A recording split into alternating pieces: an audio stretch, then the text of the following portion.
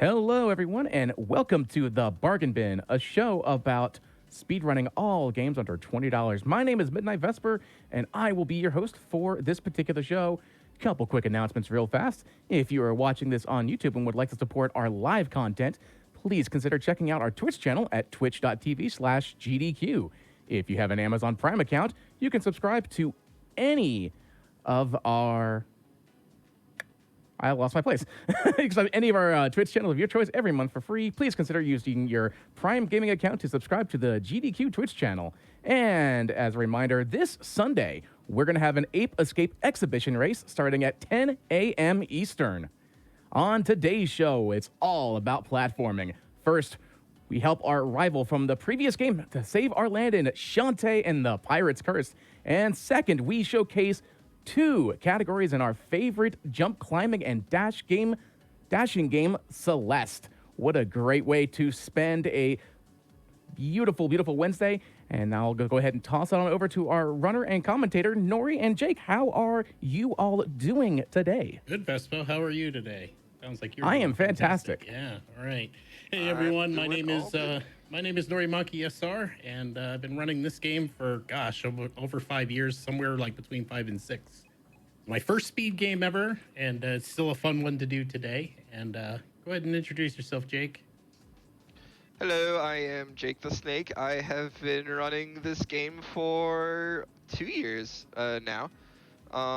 This is actually not my first, this is my second speed game, but this is the first speed game that really got me into speedrunning, like actually performing it. I just used to be like a GDQ watcher before, but now I'm like actually into it, and it's been like one of the greatest things that happened to me. Awesome. Cool. Don't think we have too much more to really plug at this point. We'll talk on a lot of different things about the game and the community as a whole as we go through it. So if you guys are ready over at GDQ, we'll go ahead and give you the countdown and get us going. Espo, you good with that? I think we're ready, yeah. All right. Go ahead. Hey, Jake, you want to give me the countdown? Sure, I'll do the countdown. All right. 5, 4, 3, 2, 1. Let's go. Hey, didn't pick normal mode. We're off to a good start. Oh, thank goodness. You didn't pull on me. Actually, it's funny. Normal mode was the very first mode that I ever learned in this, and I used to run the 100% category of it. Kind of turned into a meme after a while, though. So we are running pirate mode, and pirate mode is like normal mode, except you have all of your movement upgrades at the start. So for example, we've got the cannon, we've got the pistol, we've got the scimitar, or the boots, and the hat. And right off the bat, you're going to be seeing Nori dashing around a lot using the risky beats. There are going to be a few exploits later on called risky shuffling, and that's going to allow us to abuse the heck out of that dash wherever we want. I fat fingered the pistol button there. Totally killed my charge. Fine. Now we are going to start out by going through Scuttletown, which is under attack by the evil Ammo Baron. And his army. And his entire army, chock full of miniguns and foot soldiers. Right here, Nori's going to use his pike ball. Unfortunately, he's going to miss the mine, but that pike ball, if you dash into the room while activating that pike ball should hit the first mine, and he's just going to scimitar the rest of the mines. He's also going to jump over a cutscene trigger right there, and then he's going to dash off to the first boss. Missing so many soldiers, so many gem opportunities right out the window. Okay. Indeed. So now we have a first boss, Ammo Baron. He can do either one or two things at the start. This is not what I want to see. No. The worst RNG option to charge. You can do up to 4 charges, and they lose up to 6 seconds each around. Nori's not getting too good of luck. Of course, we start out with a 4 charge. This is pretty standard for marathon luck, I think. But at least he was pretty nice, and he shot out a red cannonball. Rip the pike ball. It's gone. Rip the pike ball. Oh god, are we getting the full fabled 8? The full 8? Oh no, we've got 7. I might have a 3-rounder here. Oh no, we've got the full 8, or there might be 12, who knows. At least he's being nice with the cannonballs. So he can either shoot out 2 black cannonballs and a red cannonball, or you can go ahead and shoot out one red cannonball. The red cannonballs are the only ones you can hit backhand. So that's what Nori's waiting for. Yeah, this little trick with the pistol to stop the cannonball is just a very minor time save. And actually, if you don't get it just right where it hits the tank as it drops out, you lose time. That is probably the absolute worst ammo baron I have had in ages. That is a really bad ammo baron, but it's okay. It happens. Like 30 seconds behind. 38 to be exact. Yeah, usually that is a complete reset. That is a do not pass this point in the run. Do not PB, all that jazz. So now that we've completed Ammo Baron, it turns out we actually attacked his town. The mayor sold it to him for some chocolates. Events that were described in Risky's Revenge, correct? Yeah, it actually picks up pretty much right after Risky's Revenge story, and we literally did hand the town deed over to Ammo Baron in that game. So it's his. So now we are charged with a crime and have to do our serve in court. But first, we gotta take a nice relaxing bath. Except we don't own a bath. Now we have good old Risky Boots, who turns out she trapped this bath. So now we have to. She's here to prove a point. She's wondering why our uncle is currently experimenting on her people, basically the Tinkerbat. And then this purple cloud decides to come in and take it over. And it transforms into this beautiful creature. It's gonna start out with a Risky Shovel to get good 50 damage on it and do 2 quick slashes and cannonballs, and that'll finish him off real quick. Yep, in one cycle. At least that went right. Yeah. Now there's like a whole there's a whole sub story around like this dark magic that we have to collect here. This is all for the story. This is the only one we collect in this category though. There are 20 throughout the game, and you get some surprises when you collect all 20. We'll put it that way. Just a couple surprises. Oh good, I got a void go walk. for void entry. Yes. And he got it. It looked like he just walked into a wall, and he did. But I believe that happens because you trigger the loading zone. But you're not actually next to the loading zone. It doesn't save any time. It just looks really funny. Yeah. Mandatory save because this is a way forward staple with Shantae games. After the first one, they definitely made it a mandatory that you had to check in with the save guy before you did anything. Otherwise, this guy here says, nope, you're not going anywhere. He just doesn't let you pass. Nope. All right, RNG starts. Let's see what we get here. These scarecrows have a good chance of dropping, or not a good chance, a very poor chance of dropping any items of any sorts. Unfortunately, Nori didn't get a single thing. I don't even think I got a gem out of that. I don't think so either. You might have gotten 1 or 2. Oh, I thought that was going to be the flare. Out of that ogre, though. I'll take the food just because it'll help make this a little bit more secure. Gonna go head into the sewers, and Nori's gonna be doing some a glitch coming up to duplicate these food drops. In tight spaces, if you scimitar a snake or a slug, whatever you want to call it, you can actually kill the enemy multiple times in a very short period, essentially duplicating the item drops you get from it. And these guys have a very high chance of dropping the flesh pops. You need about 7 of them.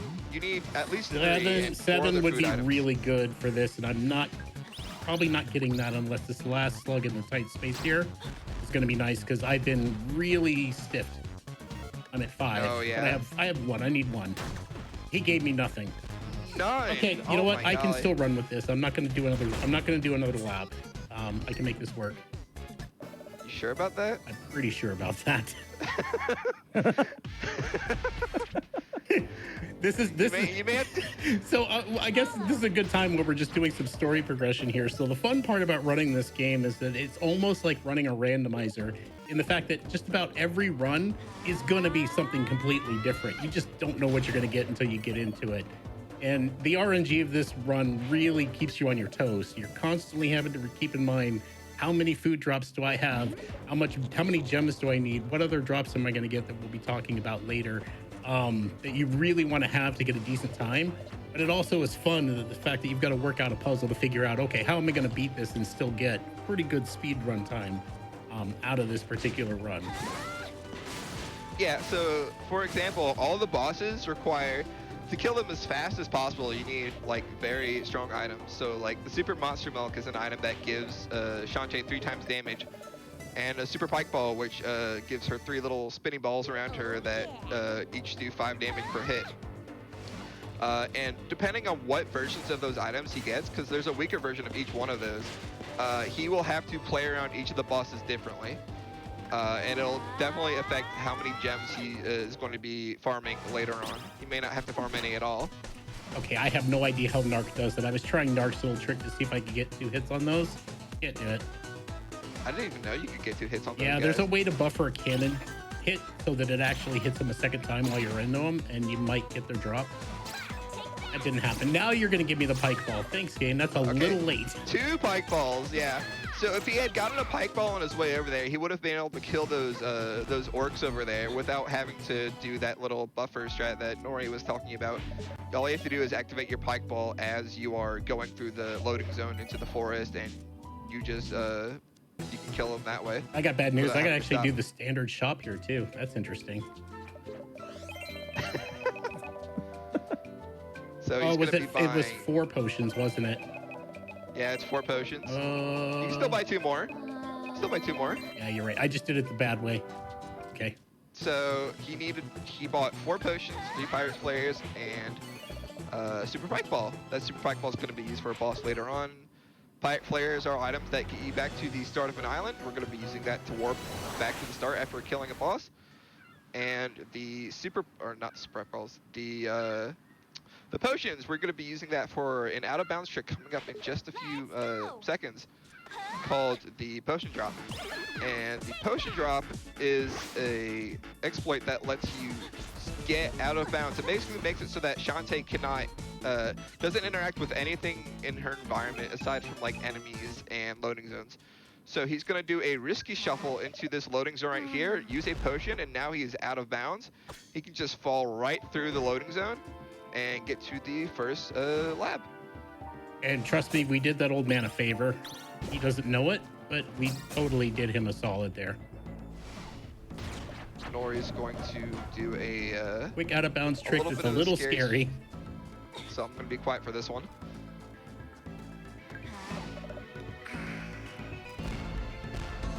Nailed it. Oh, I didn't. So, oh, There we go. That loading zone is Okay. the absolute Nice. worst. In the fact that it takes a minute to register you for some reason. And of all the loading zones in the game, it's that one that's like really finicky. And there is a backup strat if you miss it. You can actually still grab chains while you're out of bounds. So there's a chain right below that you could grab and rescue yourself from falling. If you miss it though, you're falling forever, and well, you're in soft lock land. I am going for this. now Nori hit himself here intentionally. He's going to switch to his auto potion and use it as he gets Oh, into the room. Good thing I He saved. just fell through. My jumps got eaten. So the thing about out of bounds tricks in this game is that if you miss an out of bounds trick, you are completely soft locked. So that's the one pretty scary thing about the tricks in Yeah, this that game. was too And he fast. just got hit there, so he's gonna have to save and quit out again. If you get hit, you can't jump out of it, and you get soft locked. All right, Ori, breathe. You can do this. I believe in you. You Nori. got this. I was too fast on the first cannon. That's why I got hit there. Oh my goodness, get up there, Shantae. There you go. So, as I said earlier, he needs to get hit intentionally, so he's going to be doing that probably in the next room from one of the little beetle crabs. And that allows him to use his auto potion to perform the Wetman skip right here, where he activates the auto potion as soon as the gauntlet starts.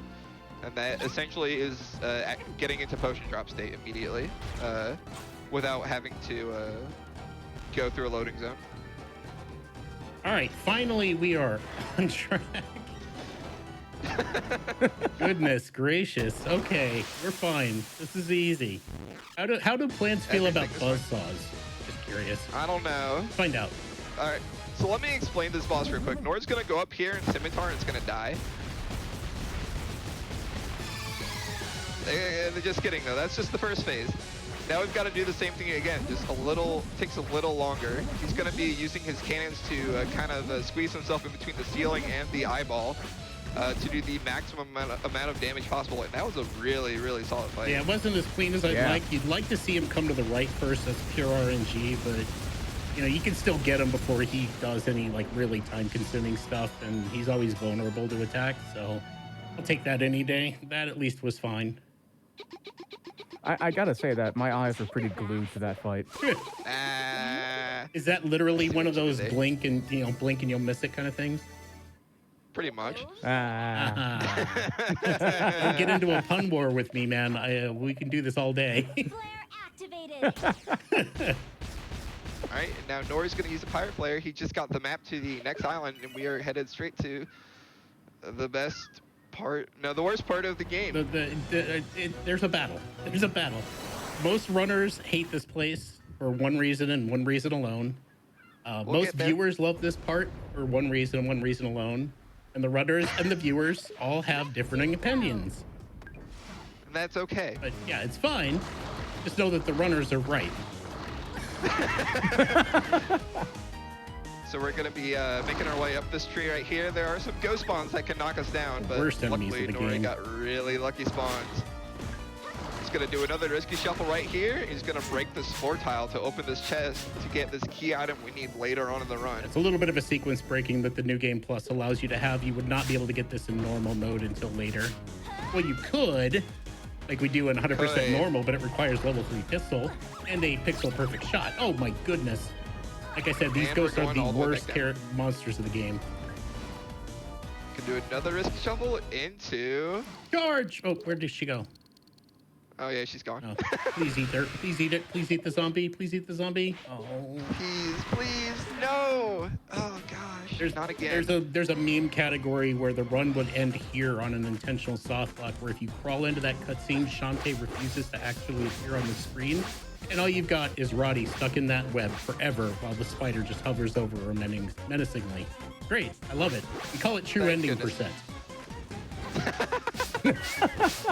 So now we are in every runner's least favorite part of the game, Run Naughty Tops. For any of you who have played this game, you'll know that this is essentially a long-winded path where you have to carry Naughty Tops all the way back to her house because she got bitten in the ankle or something. Yeah, bitten in the leg by the spider. He's feeling a little dizzy and woozy and needs a little assistance. Yeah. Unfortunately, that means we can't use any of our movement tech, so we can't skip any of these rooms whatsoever. No access to items in our menu. The only thing we can do is pause and jump and run. Indeed. Fortunately, we have no health, but health's not really that scary. The scary part is actually getting hit. If you get hit in Run Naughty Tops, you actually go back to the very start of whatever room you're in. So, depending on how you play this, you could either save some time if you died in a previous run, or lose a lot of time. Yeah, it really comes down to the room. It's funny, like the majority of this game is really kind of built around extremely long screens, even for this segment, which I think all of us kind of agree that the game was really designed with pirate mode in mind when they came up with the design of all the different stages and screens and things like that. Unfortunately, that long screen thing kind of applies here as well when we don't have access to our pirate gear. And that can be costly, as Jake pointed out. There are certain rooms, if you take a hit at the end of it, you're losing anywhere between 30 to 45 seconds, depending on like where and which room. Speaking of long rooms, oh wait, not this one. This long room. Not this one. This one's fine. This one's swag room. Take jump.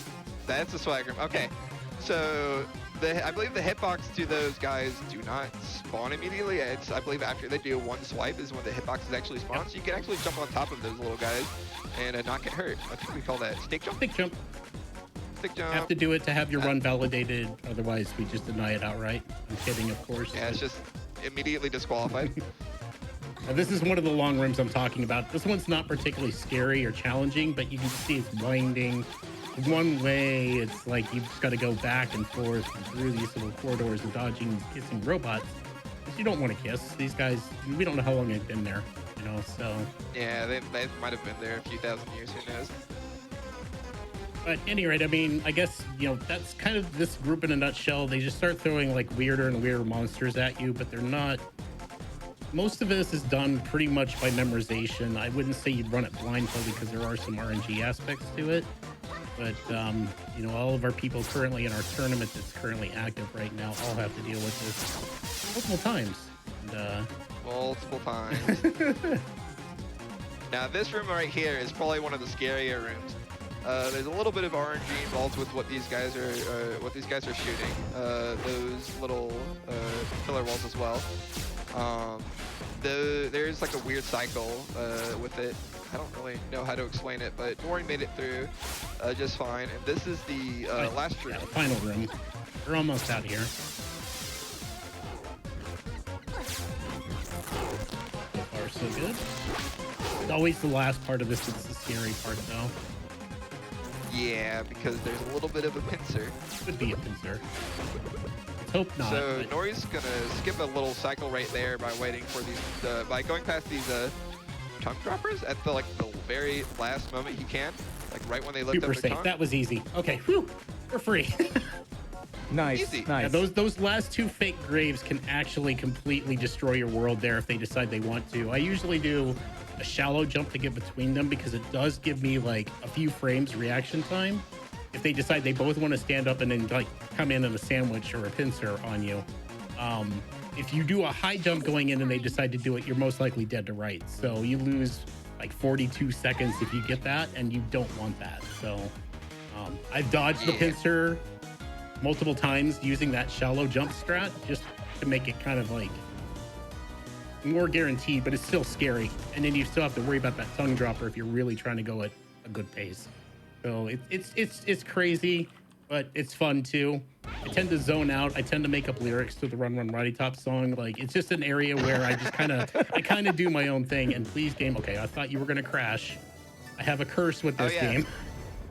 This game, the PC version of this game has a strong history of crashing between loading zones. If you see a black screen for a very long time, more than likely Nori has crashed. And you'll have to Or go back to almost. the last I mean, I tend, almost crashed. yeah, just by default, I tend to set my affinity down to about half of my cores instead of the full 8, because it seems to be more stable that way. But I will occasionally get longer than normal loading screens for it. So that freaked me out for a second because I don't have a good save, other than skipping ahead to the boss right now. So that would be Luckily, unfortunate if that kind of thing here. happened. Now Nori's coming up to our next out of bounds trick. I want this. Ooh, there's an item. Ooh, oh my god, Ooh. what? Okay, that was a really good RNG. You're probably set for like a long time. You only I've got need 2 more. a couple of bosses covered. I am really short food. Shoot. That's So scary. Nori's gonna perform a food float here. I did It not has save the it. I exact didn't same save it setup either. As a potion drop, except you go up instead of down. I don't really know why that happens. Yeah, we've never really figured out why food makes you fly and potions make you sink, but Potion down, food up. Funny thing about food floats, you can cancel a food float into a potion drop, but you cannot cancel a potion drop into a food float. correct. So just in case you miss the food float, you can use a potion to get back down. But once that happens, you cannot recover if you miss the loading zone again. So don't miss it. Don't miss it. All right, this boss is fun. All right, this boss, Empress Spider, Nori's going to be doing a little bit of a risky strat where he kind of gets hit inside of the Empress Spider's hitbox. And when you do that, you actually get stun locked into, you can kind of stun lock her. Sometimes there's a whip that has to be timed just right to keep the stun lock in the air. But when you do get the stun lock, it resets her jumping and the cannons. So it allows you to kind of stay up in her face. I'm actually going to start taking this a little bit safer, just because I have not put out the damage I would like to really stay like right into her hitbox for a while. So this fight will still go pretty quick, but I'm just not going to risk dying right now. I do have a save spot right before this, but it's got different items on it. I'm not really willing to risk what I've got right there, right at this point. That's probably the scariest boss in a run, so good job, Nori. Thanks. Tinkerbats. Come across another Tinkerbat and get our next map for Tanline Island. RNG row, as I like to call it, coming up here. RNG row indeed. We're going to be skipping a large majority of Tanline Island. including all of Tamline Temple. Yeah, a lot of backtracking is about to be skipped here. Yes. But so you called it RNG? What? RNG row, because we row. run through a lot of monsters hoping that they give us good stuff.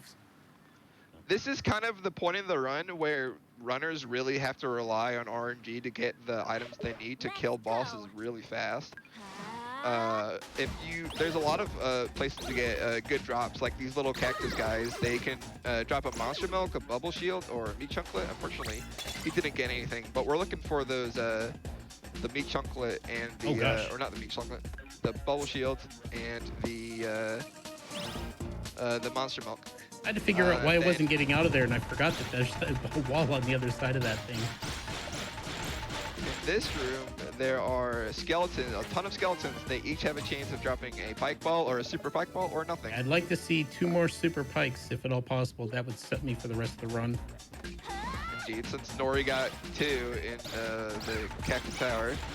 Let's see what he gets Got here. 1 there, I think. I couldn't see. It was really quick, but the text box looked like it was the correct size to be the super before the other pike ball kicked in, so I think we should be okay on that front, but we'll find out. We'll be seeing our inventory here shortly. Marcus Parch, does this run not get all Tinkerbats? No, this run does not get all Tinkerbats. We only get 1, and that is the one we are required to kill at the start of the game. The Tinkerbats are only for the true ending. Took a safety save, 1 because of crashing possibility, 2 this is it's a trick that could go wrong, but I'm not going to do it the hard way. So Nori's going to do a risky shuffle into this loading zone right here. He's going to prepare a potion drop. And he's going to cannon up a little bit all the way to this little tile and go right through. There's actually a loading zone right there. And that lets us skip the entirety of the Tamline Temple quest. Skips about 5 to 7 minutes of pure backtracking. Yeah. And we have the purple block of doom. Nice quick break. Fortunately, thanks to TKY619, we've got a very consistent way of dealing with that purple block, because that used to be mash and pray and hope that it breaks. Yeah. But TKY did find a very consistent. We've got it. Oh, yes. Oh man, he got momentumless boots. I don't actually know how momentumless boots works, so I can't really explain it. All right, so momentumless boots, where I just kept my charge like that, because normally what would happen is you bump into anything, you're going to basically kind of bounce off of it. But as you're going through a loading screen, okay, I'm gonna do a potion drop right here. I'm trying to. Game said no. Trying to do a potion drop right here to skip this whole block puzzle. Just gonna charge through all of these cacti. Do the same for the mantis. And then these Scorp Gals right here have a chance of dropping either a 5-gem drop, a super monster milk, or a super pike ball. We are gonna grind so many gems, Jake. This is terrible. This is gonna be a gem grinding run. Nori's gonna do wait for a visual cue. Too late. Okay, we're fine. Ooh. And if you miss that timing to get that risky shuffle, you will get crushed. But you can just barely make it under there. Yeah, we didn't even get a super pike ball and skeleton in a row. God, this run is so bad RNG wise. At least you have some pike balls. I got 1 left after this fight. All right, now we are on to Squid Baron. He is the 3rd boss. Luckily, he's extremely predictable.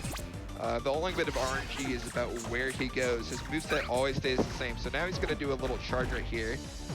And if Nori had a monster milk, he would have been able to skip this eating phase, or not skip it, but cut the phase before the eating phase, so that in the 2nd phase, whenever he breaks the armor, he would go straight into the eating phase. But since Nori doesn't have the proper items for it, he's just gonna have to deal with Squid Baron. I baited out that first charge just to immediately cancel it, so he'd do his 2nd one. So after this stomping phase, he'll go back into another eating phase. And I'm hoping that I'll kill him then, but I think I'm gonna have to use another pike ball so this is over. As it runs out, we start it like beforehand. I'm gonna use a regular pike ball to kind of finish this off. This is just the unfortunate circumstance of having it, but I mean, everything went on plan. Like, I know his script exactly what he's gonna do, and like after that after that point when he put on his 2.0, I knew he was going to do another charge, so I actually floated over him to let him start the charge. Then I took him out of it so that he was only going to do one more charge. Yeah, he's a pretty easy boss. Oh boy, Now, I need some RNG to turn around here because this is going to be one heck of a gem grind. his item luck is not that good right now. Worst I've had in months. So now we are going to, instead of heading to the next island, we are going to take a pit stop at Scuttletown to first analyze the fossil, to get the death mask, and Nori's also going to do a little shopping. Yeah, I need to remember to buy my 2 potions here since we had to do a normal shop on the first one. So he's going to do 2 potions and 4 pirate That's flags. all I can afford. Luckily, that's the bare minimum you need for that shop, unless you already have the potions. Gonna go talk to Bolo, give him the fossil. Gonna give him the shades that Nori stole from Squid Baron.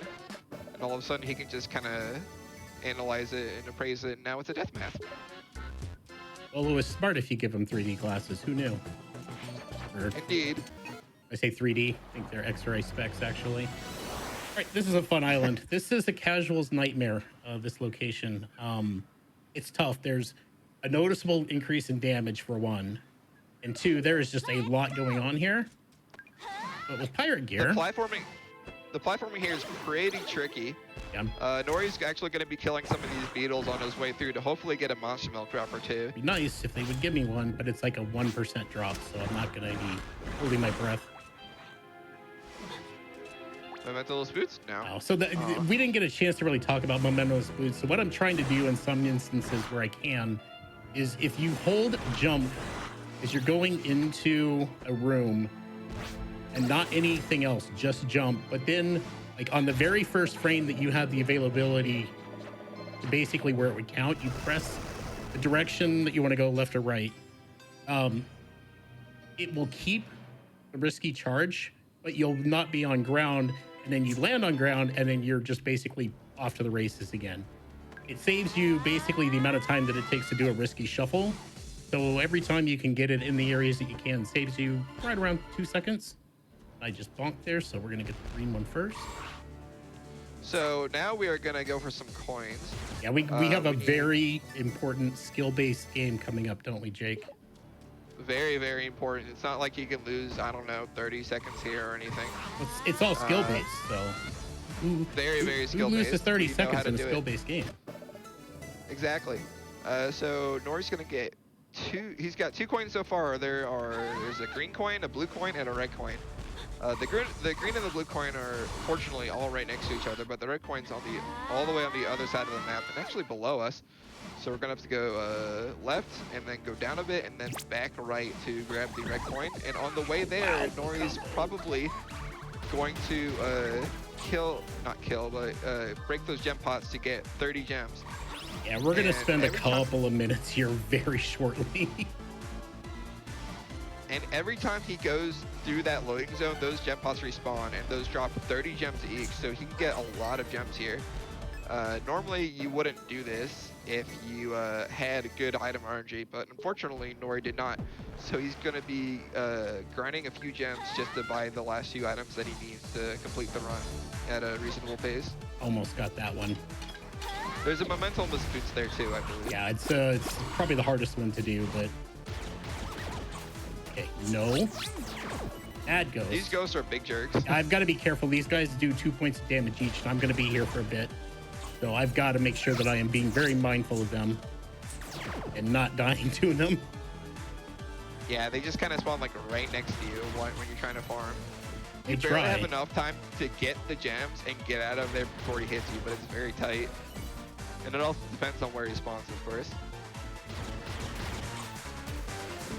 I'm going to go one more round. Should be more than enough. I'm still going to try wolves anyway. Something's got to give me something in this run. I am not accepting the fact that this game is going to refuse to give me anything. We're gonna perform one more risky shuffle, and now we are off to the. We are at the gamers. We have to win 3 coin flips in a row. Heads? Heads. Heads? Heads. Tails. Red Oh, gamer being tails. red gamer, of course. And now we're gonna get ball here. Up heads. Heads. Tails, man. Oh no. This is That's some of the worst RNG you can get. this is like it's like the next worst RNG, literally. So after failing that mini game 3 times, they just kind of give it to you. So no matter what option you pick, you'll always get it right. So at that point we just spam heads.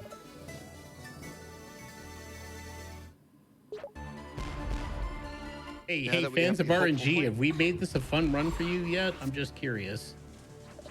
RNG has been quite ruthless to Nori so far. I can still make estimate with this. That's the good part about this, I think. Now we're gonna grab some manly Or as we musk. call it, him stank. Him stank. To go with the ham stink As earlier in the opposed to game, which ham we stink. don't get. So So now we're gonna turn in this him stank to the dungeon, literally to the dungeon. The dungeon, Yeah. and it just opens up for us. It really so the reason that we do that is this dungeon will not let you in. You smell way too flowery, and so you've got to only bad smelling people apparently can enter. And we had to get that little thing from Mr. Shadow Man, which I highly recommend you play the game casually and check the dialogue there. There's some interesting insinuations going on with that dialogue. I am all for and have my This beliefs. game has great dialogue, Oh, yeah. dialogue overall. That's just I was gonna say the same thing. everything with When the I Shantae casually series is played- really good when it comes to dialogue. They're very quirky in nature and a lot of fun, lighthearted humor. Good stuff. We're just gonna do a risky shuffle right there. Doing that risky shuffle he did right there basically skipped the entire dungeon. There's no out of bounds tricks in this dungeon at all. It's just really easy to go through it with that with the scimitar. So Beetle zilch me out. This is going to be a super pike fall only fight. I could go normal pike fall, but I'm not thinking I want to do that. So now we're at Dagron. Dagron will fly in from either side of the screen. Nori's gonna cannon up and hit him as he's flying towards him to hopefully knock him down. Taking it very safe. I'm not going to go too aggressive here. Unfortunately, Nori doesn't have really too many good items, so he's going to get probably a 4 cycle or... Yeah, I think you can get a 4 cycle with the super pike ball. He can also get some rising hits on the way in. The scary thing about this boss is that he gets faster and faster as the more damage you do to him. So, and when you get hit, it's very easy to get comboed into death. And it's usually So 3 luckily points that of didn't damage. I've only got 8 health. So 2 hits guaranteed puts you at 2 HP left. This boss kills runs if you don't pay attention and don't respect him. Fortunately, he's pretty easy otherwise. Yeah.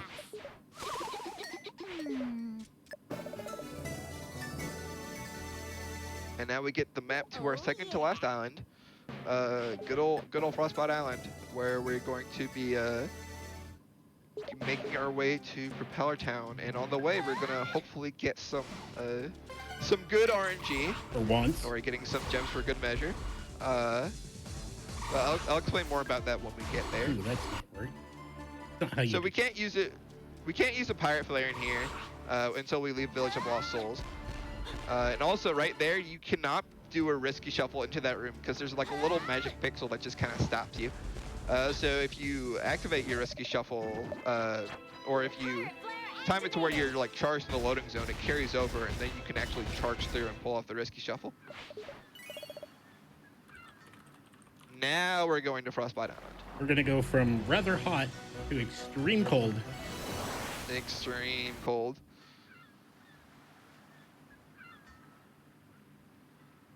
All right, game. So just this island- please give me one thing. Just make me feel good about giving me one drop. Are you gonna say hi to I Barney? am definitely not killing Barney. All right, Barney lives today. Barney's the name of that first wolf. These ice wolves have a chance of dropping super pikes, 5 gem drops, and super monster milks. But their chances are a lot lower than the Scorpions. So Nori, since he didn't have good item RNG, he's gonna be basically killing every single one he sees to hopefully get at least some sort of Now, drop. the ones that I see that are in path, I'm not gonna go out of my way for it. There's the useful there's item. one. That's a There's one 3% super drop. pike ball. The Super Monster Milk, I believe, is a 1%. Super Monster Milk is 1%. There's only a few more wolves in the route, unfortunately. There's one right here. I believe there's 2 in this room. Oh gosh, I forgot about the jump there. There's this one right here. Oh, I got 1 item. That's better. At least it makes my shopping on the my next shop a little bit more easier to stomach, because I was gonna have to make some very hard choices. Now we are making our way to Propeller Town, where we're going to see our second food float. Coming up in just a second. He's gonna buffer a jump to try to get up here while charging. He's gonna ready his food, and he's gonna do a risky shuffle into this loading zone, eat the food, and he's gonna start ascending. And he's gonna try to hit this loading zone up here. Don't pull me. Okay, good. That is like the most feels bad kind of situation if you happen to miss that one, because you really can't afford to do anything. I mean, you could potion drop and save it, but really how'd I end up on my potion? Oh no! Oh my god, I wasn't even paying attention to what I menued to. That's okay. That's only 10 more gems. I need 1 more. So we're gonna Pirate Flare after getting the targeting module. Before we head back to Scuttletown, we're gonna head to Spiderweb Island first to what? We're gonna kill Joe, I think. Yeah, Joe is very much alive. For anyone who has played this game, Joe is he's alive and well right now. He's alive. Very much alive. Indeed, he is. So we're just gonna go take this random lost soul we have. That's definitely not Joe. Oh, it's just a soul that we found somewhere. Indeed. And we're gonna head back to Roddy's house. Gonna turn in the soul to Abner, and he's just gonna give us the spirit of Joe. Now Joe is now dead. Unfortunately, I don't know. I did not realize that zombies were this powerful, but sure. Free and pirate after flare. turning in the death mask, you get a pirate flare from him. Saves you from having to backtrack here. And now we're gonna head back to Scuttletown. 1 super pike to my name, and that is it. Seems like we're gonna do some shopping first. Don't forget that potion. Yeah, most important thing right now. I'm gonna buy my bubbles now with like 1 more of those, and then I'm just gonna go ahead and buy Triple monster milk or double. Sure. 2. I only 2 bosses left, man. Oh yeah, you're right. Well, you could have bought the triple because you could. I could have. I mean, it would have been maybe slightly faster menuing wise, I guess. Exactly. Now I just have to avoid getting the Heart Squid of Shame here. Yeah, so we're gonna make our way back to Scarecrow Fields. We're gonna actually avoid the scarecrows this time because we have all the items we need in the run.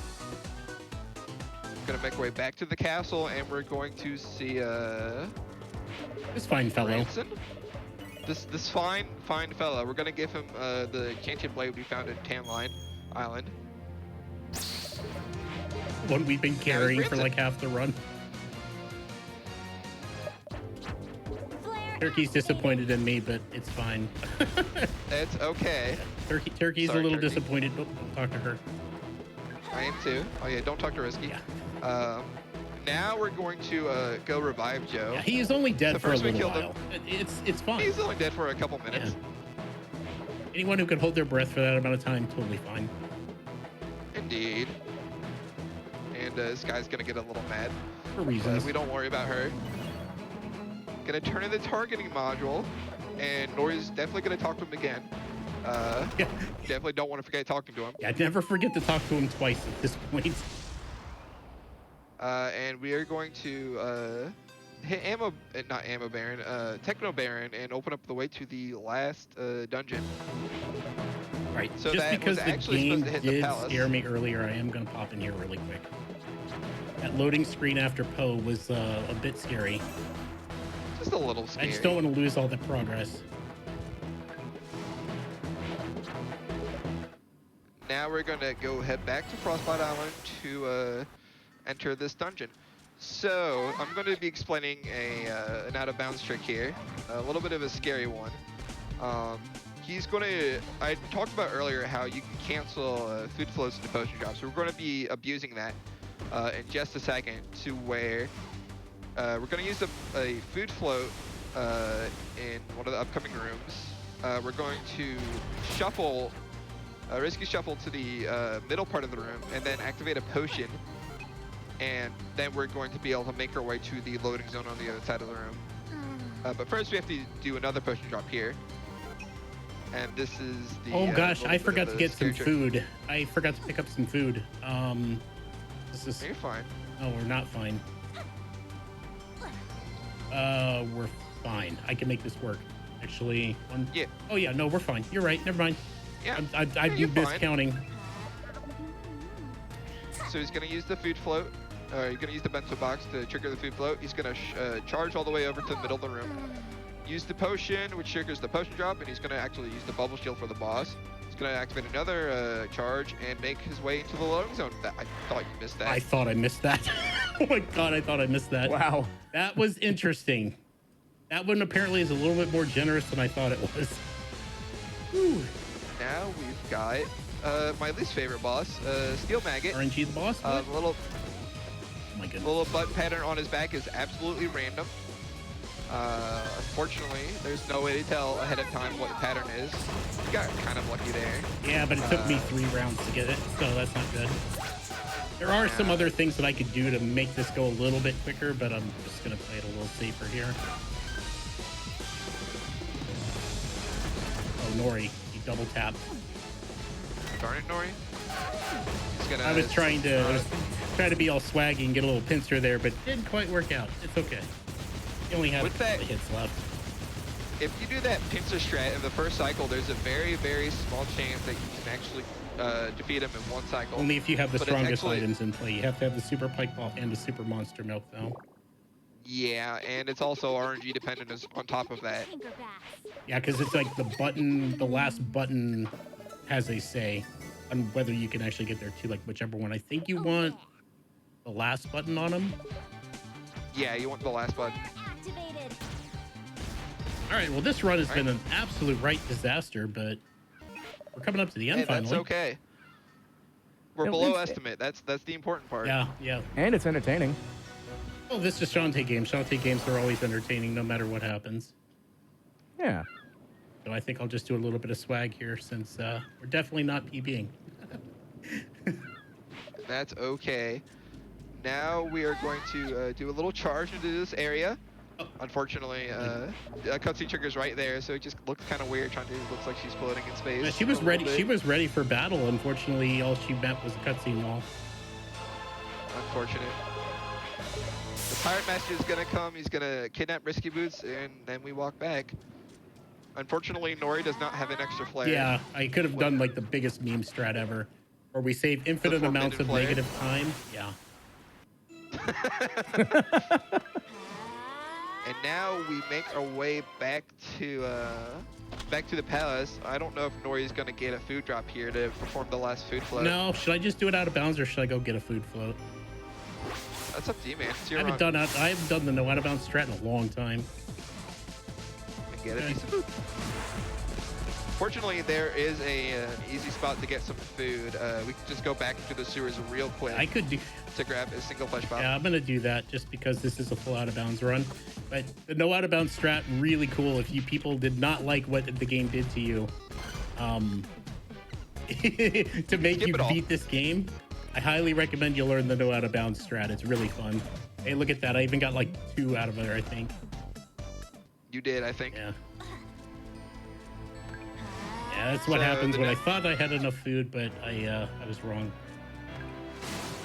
So now we are going to do one last food float. Funny thing about this food float is that you actually don't have to start a charge to activate it. You can just kind of walk into the loading zone. Yeah, one of 2 activate screens. food and it works. One of 2 loading zones that allows it. The other one is over by the mayor's keep. We're going to food float all the way to the top, skipping all of the Pirate Master's trials. Just in case I hug the pirate master. Shouldn't bump. And now, time is actually going to be coming up in under a minute here. I'll call it. Time happens on the last hit of Pirate Master. He's going to activate his 3 items. Some people wait for the bubble. Shouldn't have to. Especially with full. Bad RNG. So, Pirate Master can teleport to either the opposite side of the screen or the middle. What you want ideally is for him to alternate between the side of the screen and the middle part. And then once you get to a certain part, he starts firing projectiles on either side of the screen, which each do 8 damage. Luckily, the bubble shield prevents that. This is really bad RNG. So these bone platforms are also a bit RNG, depending on how they sway. And time is coming up. Time. Just a second now. Wow. Nice. I haven't had a 40. I haven't had a 47 in ages. Oh my God, this feels terrible. What a marathon luck run. Very marathon luck run. That was an extremely marathon luck run. Wow, that was bad. GG's though, Sonori. That was a pretty good run despite the luck. Yeah, I'm afraid Pirate Master today, that's all the game would allow me to have. How about that, Pirate Master? Okay, but I hope you guys enjoyed it. I mean, our community is a lot of fun, as you can tell. I think between the commentary between Jake and I, that's a lot of us. Like, we're just always having fun with this game, even when the game decides it doesn't want you to enjoy it. So I hope you guys were at least entertained, and look for us on speedrun.com. All of the Shantae game leaderboards, we have a link to our Way Forward Speedrunning Discord, which also houses other games that are run by, or that runners do from the Way Forward developers. So things like Mighty Switch Force and Scooby Looney Universe Adventures, or whatever the heck it's called. Scooby-Doo and Looney Tunes Cartoon Universe Adventure. I don't know. Yeah, you're a future runner of that, so I would expect you to know that. But definitely look us up. And again, my name is Nori Monkey SR. You can find me on Twitch under the same name. And definitely follow my co-commentator, Jake the Snake 223. Yes, my Twitch name is Jake the Snake 233. I also, of course, I speedrun all the Shantae games, so yeah, follow me too. And watch out for the tournament. We're still ongoing. We have matches coming up this weekend that either are hosted on my channel, which when I do the restreams for it, or Trenter_TR. He does restreams as well for our tournament that's going on right now. Anything else, boys? I think that's it, unless Vesper has anything else for us. I thoroughly enjoyed the run. I just, it was incredibly entertaining, and I love that. for a terrible run, I'm glad that you enjoyed it. This game is just under the price limit for your bargain bin showcase, I think. Mm-hmm. Yep. So it's like around $20 on Steam or PS4 or Xbox. Just about on everything. And it goes on sale pretty often. For all the major sales for about $10 to $15. So it's definitely a worthwhile pickup when it goes on sale. All right, and I have a couple quick announcements here. Your gifts, your subs, gift subs, Amazon Prime subs, and all the bits cheered on the GDQ Twitch channel really help support our weekly hotfix content. Thank you all so much for supporting our shows. Information on all of our hotfix shows are going to be available at gamesdonequick.com/hotfix. From there, you can find out more information about submitting any of your runs to our weekly shows. And of course, once again, these shows are brought to you by viewers like you. If you like to have ad-free viewing, please consider using your Prime Gaming account to support the weekly GDQ hotfix content. We're going to take a small break for us to hydrate, stretch, and get everything ready for our next runs, which will be Celeste. Both runs are Celeste runs, so stay tuned.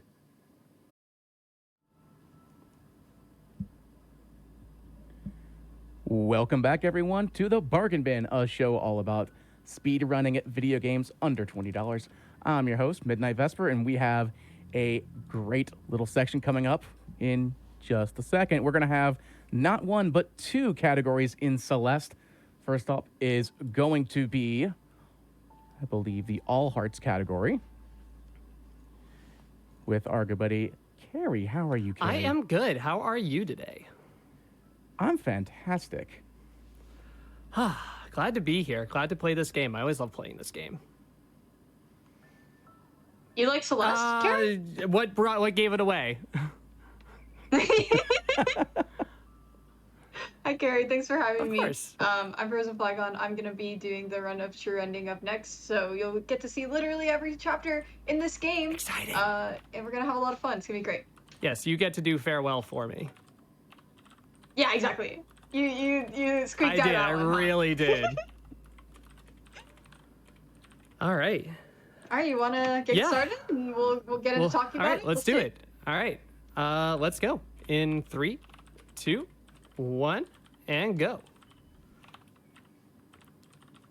So right off the bat, I'm just going to let people know I am a console speedrunner of Celeste. So you're not going to see the version number in any screens because I'm more than likely going to return a map for RTA. But the main reason I tell you that right off the bat is because there's going to be a few instances where I do the famed demo dash in this game, and they're all going to be manual as opposed to having a keybind to do it as you would commonly see in PC versions. So there should be some fun stuff going on that. Absolutely. And as we said before, the category is all hearts. And so a common misconception is we don't have to finish the A sides. We're going to grab the cassette to unlock the B side, grab the heart, and get the heck out of the A side.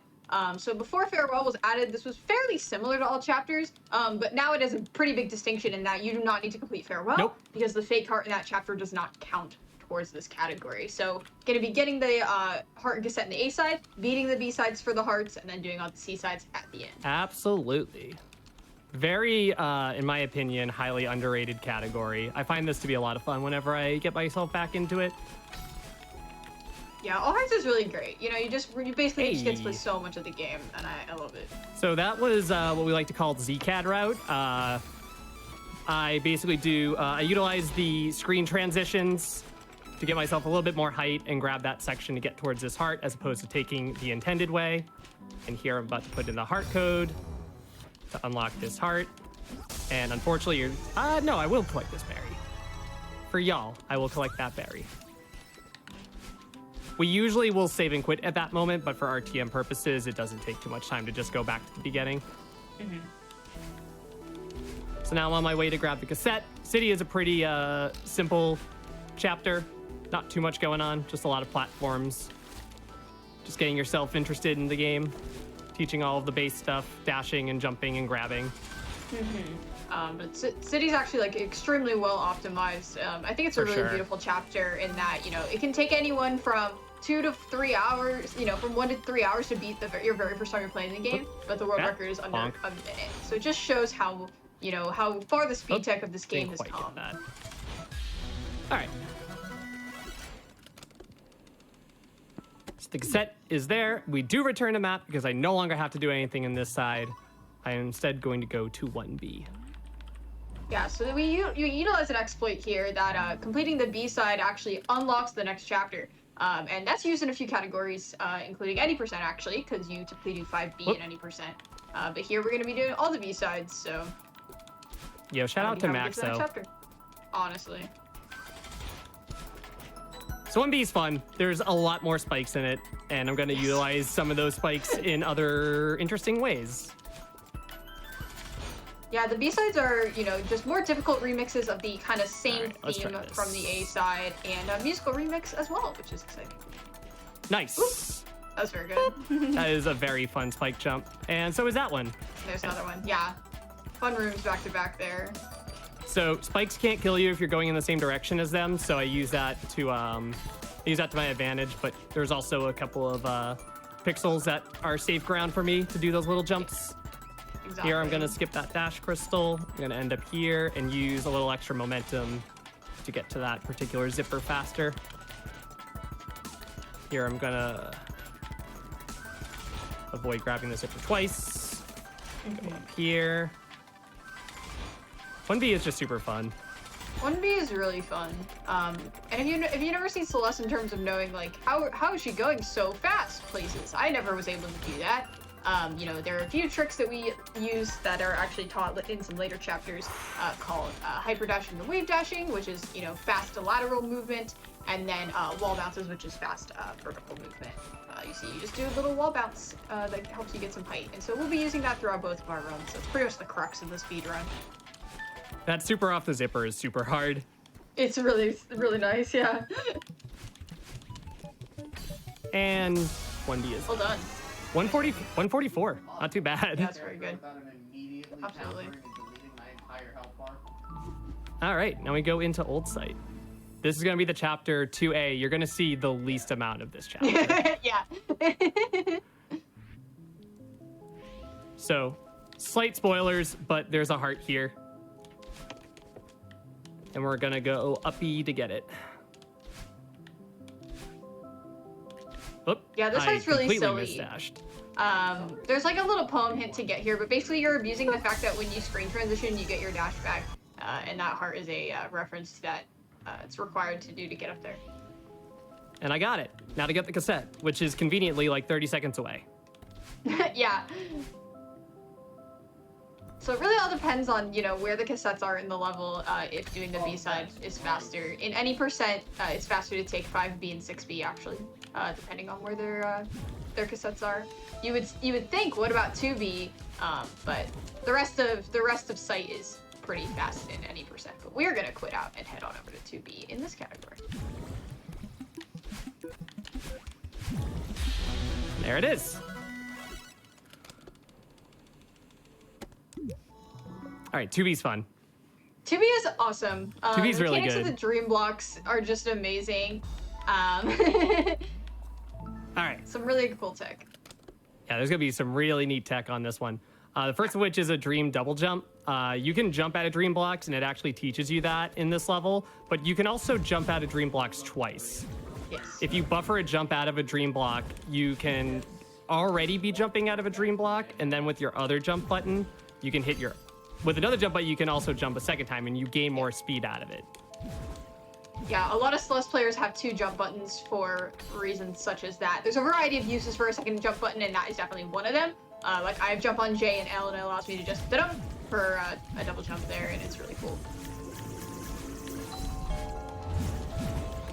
Battlin's chasing me, but we're really not in any particular concern. Yeah, If you- Battling oh. doesn't really come into play here. Oh, okay. You can do a double jump out of that, and you can go over and skip that dash crystal entirely, but it was not meant to be today. You can skip all of those dash crystals.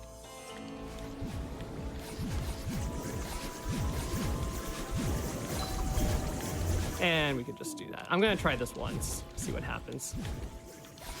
Yeah, I didn't get it.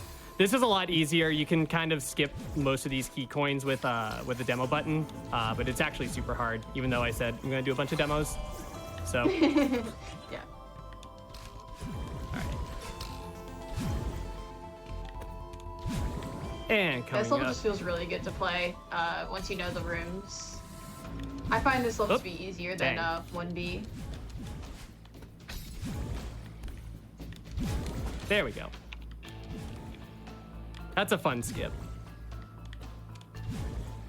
Actually learned that this weekend. So, Oh, wow. Heck yeah! yeah. I was Nice. just like, you know what's cool? That. I want to learn that. So, I'm still new to the strat, so I don't actually know quite how it works. I just know that it does. I don't know what, like, you know, I don't know how it works. I just know how to do it. Yeah. That's me with this entire game. I don't know how it works, but I do know that it works. I know how to do it. I feel like with a lot of the games that I speedrun, it's the same thing. Not Yeah, sure how it works, but absolutely. it works. Some people like know like thoroughly the mechanics of the game. I simply do not. No. Nope. I push the button, go fast. So that was the worst heart room in the game, and It's terrible. I made it look easy. It's only one color rhythm block, so you have to time a lot of your dashes really well. But with some really well-timed wall bounces, you can just get to the end before like it's ever even pink. Exactly. All right, now we're in Resort for a bit. Yeah, we're gonna see the majority of Resort because the cassette's pretty far into the level, which is exciting. And we're gonna see if you're familiar with Celeste Any Percent, it has a different route in Yes. Huge Mess. So we'll be seeing a different Huge Mess order to get the heart as fast as possible. And we're gonna be abusing a death warp that we'll talk about once we get over there, which makes Resort pretty fun in this category. Resort's a level that I'm always just like, I don't like Resort, and then I love Resort, and then I don't like Resort, and then Yes. I love Resort. Yes. In the casual playthrough, it's typically a pretty big roadblock to progress, but I would say the more I've learned it and practiced it, the more appreciation I have for the level itself. Have we talked about corner boosts at all yet? No. No, we did not. Well, I just did one. Basically, if you do a climb jump at a certain height off of a wall, you get a lot of speed off of it. Yes. All right, now we're going to talk to Oshiro and help clean up a mess. There are towels and chests and books in here, and you can beat this section in all kinds of different ways.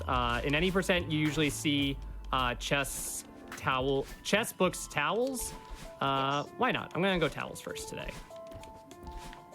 Yeah, so there's actually like a few different routes you can go, but the important thing is that you need to go towels and then books. Yes. And you'll see why. Because if you've never gotten the heart in this chapter before, you have to go backwards from the button, and that's gonna allow for a little bit of a funny skip here that utilizes respawn abuse. There's no true glitches in Celeste. There are only like manipulations and exploits, I would say, and this is definitely an exploit. Making our way through. Oh, hello. Oh, whoop. Good thing those books were there. Yes, thank God. Thank God we did the right order. So here's the heart. I'm gonna go this way. I'm gonna come back, and then I'm gonna get the heart. I'm gonna retry, and hello, I'm up here now. Yeah, so the game did not put a respawn point going back into that room from that side because it was like, why would you do that? Yeah. You're gonna grab the heart and leave. Yeah, it closes up behind you. But if you just make it back in before it closes up, the game gets confused and it puts you in books. And it's great because you get to skip talking to Oshiro once. And you're like, well, why doesn't anyone do it in any percent? Unfortunately, going backwards to get the heart is just simply not faster. Yeah. So. But it's useful in a lot of categories. I'm gonna do the same, like, I'm gonna do that in True Ending as well. So it's useful in a lot of places, just not 90%. And boom, and the mess is clean. All right, we're almost out of here. Yeah. Only to go to a different resort. Do you think it's a different resort, or do you think it's like a section of the same resort? I think it's just like, I think it's the back entrance of the same resort. The fabled back entrance that Oshiro says that we can take, but isn't there canonically. Yeah, that's the lore. But also B-sides aren't canon, so who knows? This isn't canon, According is to it? Theo. Exactly. According to Theo, B-sides aren't canon, so it's just who do you believe? Do you believe Oshiro or do you believe Theo? I always believe Theo. Yeah, I would too. Yeah. So, the cassette's over here, and as we've said, I'm gonna just like leave to 3B once I get it. So you're not gonna see the 3A demo dash. No. But if you're lucky, we might be able to see a 3B demo dash. That's the dream. That's the dream.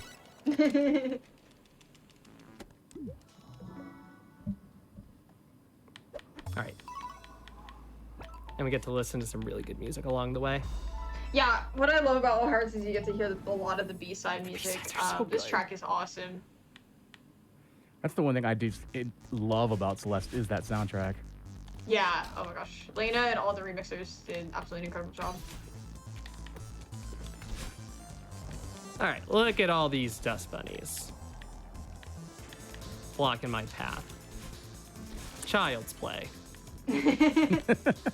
3B is, like, I think, an incredibly well-designed level. I actually really enjoy it. Even though 3A was really hard for me in my casual playthrough, 3B is just really well designed, and it's a decent bit shorter. There's not a huge mess section of this. So. Yeah, it's much shorter. Yeah. Again, one of those levels that's hard to learn at first, but once you get it, it becomes Oh my God. pretty quick. I love it so much now. It's one of my favorites. Yeah, same. Just took a while to learn. That's a lot of Celeste, though. All right, if we do an ultra through here, we just skip everything, and with a well-timed dash, I just basically cruise through this room. Oh, or not. That's a funny analog moment. So yeah, I mean, I guess we can also talk about that. You know, Karen plays on controller and I play on keyboard. Yeah. So there's no definitive way to play this game. There's not. You can play with whatever controller you're more comfortable with. You can play with keyboard. It really doesn't matter. I know people that play with fight stick as well, actually. True. And it really doesn't make a huge difference because you're just able to make your configuration what you're most comfortable with, and especially with the new patch that's going to be coming out, the controls are going to be even more customizable and accessible across the board for console players as well. So I'm excited for that. it's always a good time to get into Celeste speedrunning, but Thank you, especially EXOK. We love you in this community. All right, we're gonna go visit Oshiro, but Oshiro's gonna look a little different this time. Slightly. Yeah, there he is. Oops. So a common denominator of B-sides is lack of floor. You can see that here. There's a lot of not of floor. What if we simply deleted the floor? There is the foundation of our B-side. Me and Frozen were just talking before this about how 3B can give it and also take it away.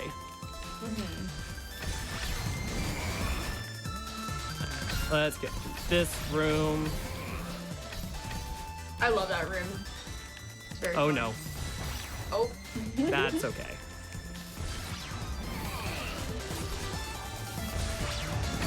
I can make this work. All right, let's try it. Let's see what happens. I believe.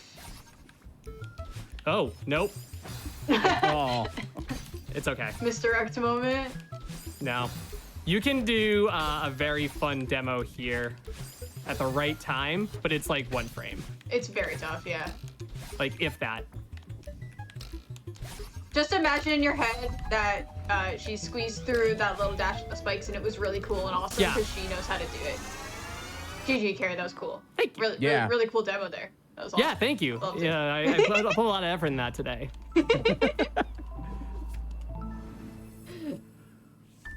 No, it's incredibly hard and really only used in a lot of like IL speedruns. But you won't see it too commonly in full game runs, which goes to show you where my mind was at. All right, now we're in Ridge. Another one that we don't see too much of, honestly. No. Which is the Except same. and Heart are both pretty early in this chapter. Oh, I didn't get it. Ridge is really fun. Introduces a good amount of new concepts. Introduces the bubbles. We'll see if a little bit of snowballs. We got clouds. We got a lot of stuff. We got wind. There's it's, I would say, a little bit of an easier chapter than Resort. It is shorter. It's a breather, for sure. It has a lot of cool mechanics and a lot of great optimizations to be done as well. Nice. I don't get that regrab too often. Uh-oh. Now we're good. Ooh, extra wall kick for you. Little swag strats. Nothing wrong with Yeah, some and if there's swag. any Mario fans in the chat, Ooh, I yes. like Mario. We're gonna see a little bit of a Super Mario Bros. 3 reference coming up. We're gonna see a reference, but we're not really gonna interact with it. No, Carrie doesn't need it, but There's a little thing you can do called Fast Heart, where you go up here and you do some nice little bounces off the wall, if I position myself correctly, and you just hit the heart. nice, well done.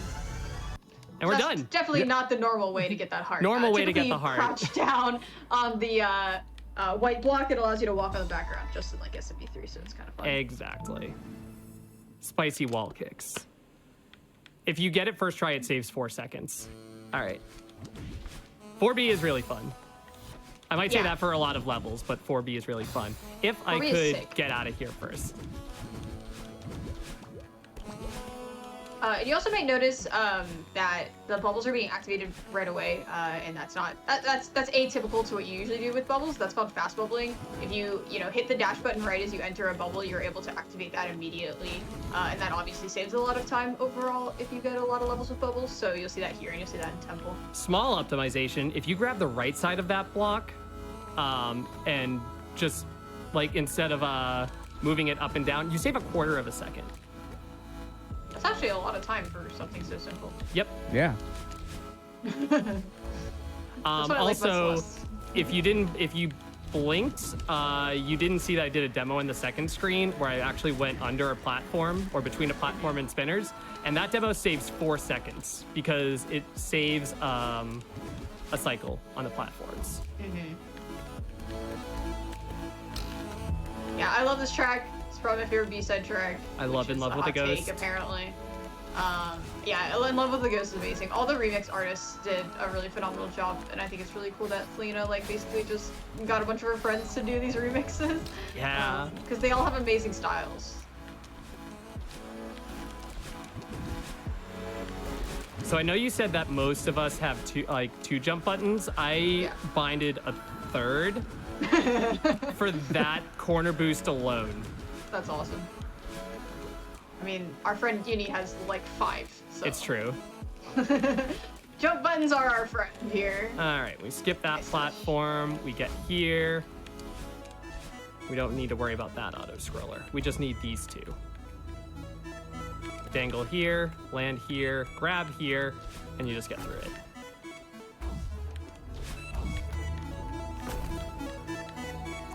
This is colloquially known in my community as the hardest room in the game. This vertical auto scroller is just impossible to get through, so I'm kind of sweating a little bit. All right. That room is tricky. I did honestly. it. Nice.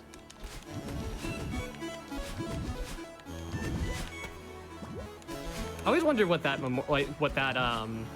memorial in the corner says. Yeah, I have no idea. What's the lore? Or that one?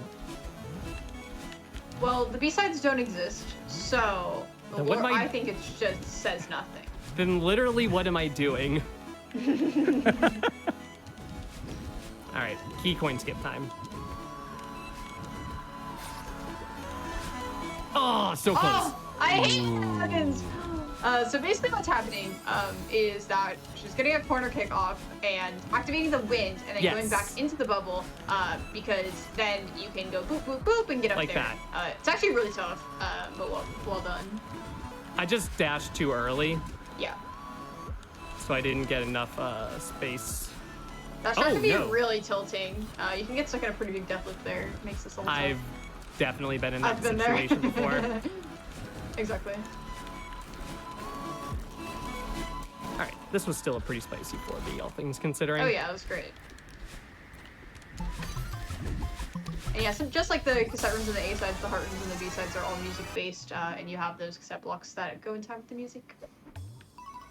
I think going into that vertical auto scroller room, I was 1 second ahead of my ILPB. Nice. Wow, nice. Yeah, I really like 4B. 4B is really fun. Again, one of those levels that's really tough at first, but the more you learn it, it gets really cozy. So we're in 5A, we're in the temple. The one big difference you're going to see here between this and almost any other category that is commonly run in Celeste is we're going to get the heart, Yeah. which is a bit different. Usually you'll see a lot of speedruns, and we grab the cassette and we quit out, return to map, go to 5B. But we need the heart, which is just a bit further along. Oh, button. Which is just a bit further along than the cassette.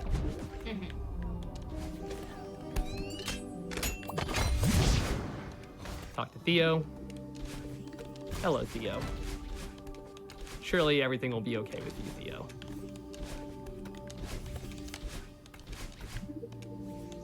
Oh. Nope. I need a dash for that. I need my hair to be red. Getting the heart in this chapter is pretty interesting. So there's a key, and you can just skip the key overall, which is what we typically do. But if you get the key and then save it, that allows us to get the heart, which we'll be seeing later. Thank First, God. we're gonna come down here and get the cassette. Oh, thank God the keys don't go away when you die. I know, that would be scary. Oh, so close. Fast cycle's annoying in Ah. this room. You're fine. Everything's fine.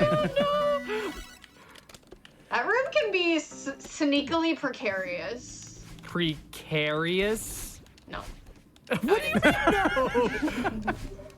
Can I get someone new on commentary? I Just appreciate kick me out of it. the I voice call and appreciated drag it. Aqua in right now. Just. No respect. So here's where the heart's gonna be, or here's where the key's gonna be. Oh, dang.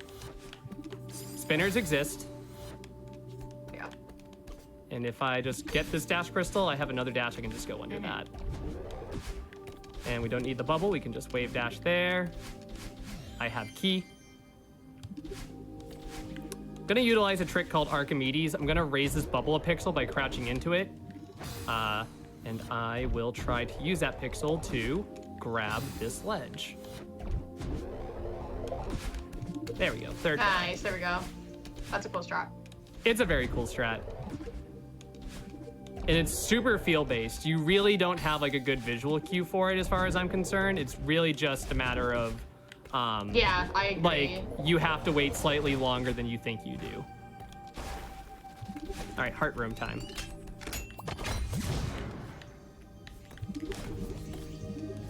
No. Frick.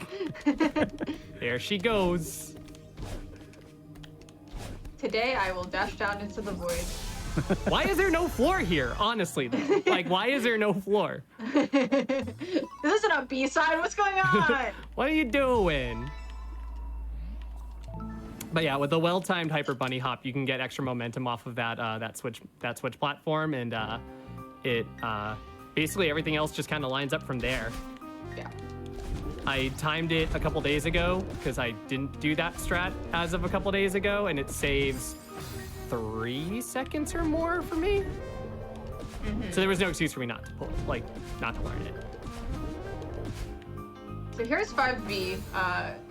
This is probably like one of the B-sides that anyone who runs Celeste is the most comfortable with because it shows up everywhere basically. It does. We're going to do a cool thing called Bubs Drop here, where you're going to again abuse the respawn. So we're going to try and jump and jump off the wall, come back in. If you don't get it, it's not a huge deal. I'll do something fun instead. Around. I'll just do that really nice wall bounce. Yeah. I'll give the people the content. The good thing is, if you miss it, you do have the ability to return to map and try it again if you want. But it comes at the cost of, a little bit of frustration. So I'll just be like, nah, I'm good. There gets to be a point with speedruns where Bubs Drop literally does like, it really does like cost you your entire run if you don't get it. It can be a big mental block. The trick itself is difficult and takes time to practice and line up. And will always make me nervous, so it can definitely be a mental problem. But the thing is, like, at the end of the day, it doesn't lose that much time. It's not a huge deal. Everyone raised their hand for the Kaizo Mario National Anthem. That is true. This originally was made in Super Mario World. It was. Yes. So. That is a fact. That's actually kind of cool to know. It wasn't. The joke is that basically every Mario ROM game utilizes this song in it because it's just a very popular port. Well. All right, we're gonna break a couple sequences. I'm glad I was convincing though. Very convincing. Very convincing. All right, we don't need that dash crystal. We just use the seeker for help. Nope, I did not. See, this is what I mean by floor. Yeah. I'm fine with there being no floor here. So fun. Seekers are funny. Seekers are not RNG though. If you go through a room the same way, they will always react to you the same way. So we utilize that in a lot of ways in terms of Seeker manip. Because when you bop on them, you get your dash back, and you saw her using the explosion for a specific strat. So it's just, you're able to kind of control what they do to your advantage. That dog did not want to come near me.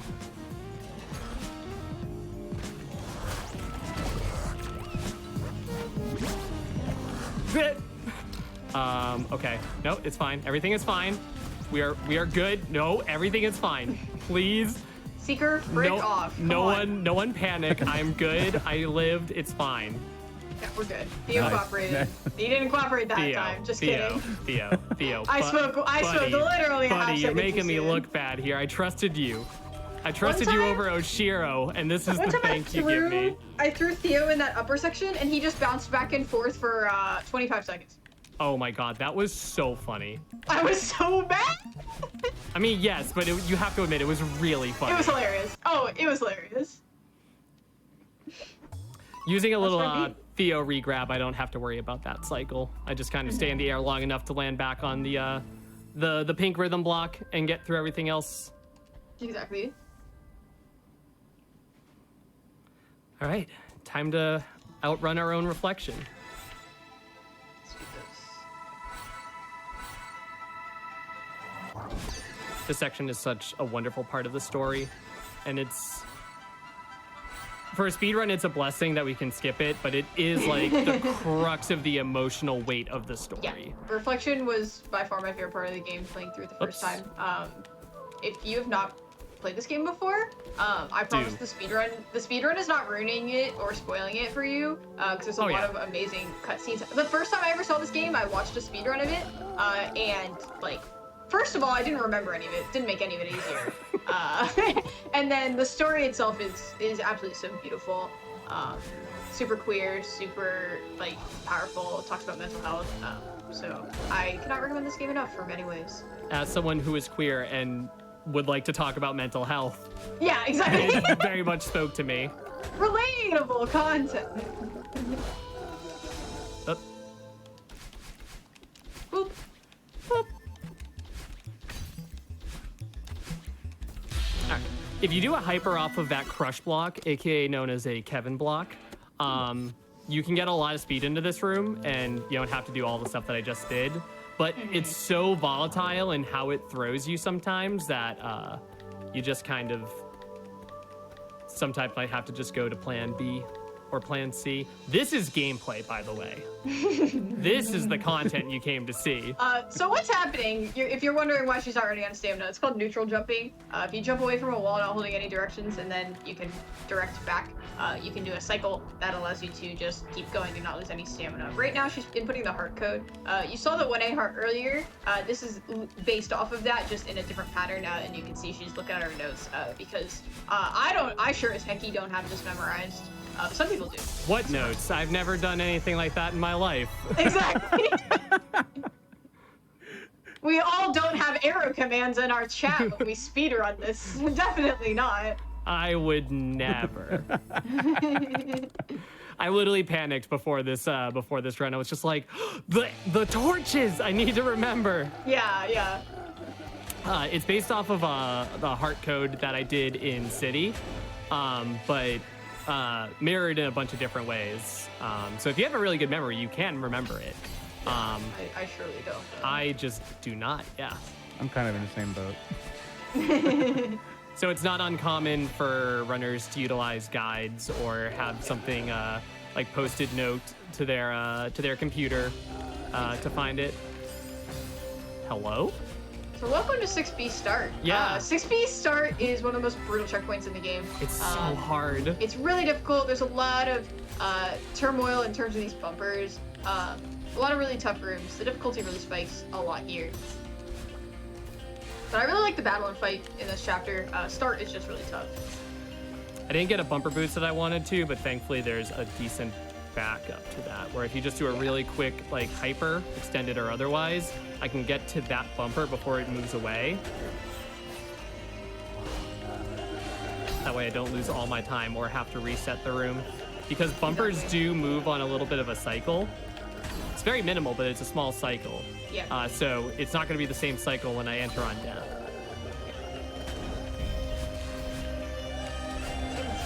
Fish have cycles too. We don't like that. We'll find out why later. It's unfortunate. So this is a falling section. This was originally supposed to be in 6A, but it was deemed to be a bit too hard, so it got moved to the B side.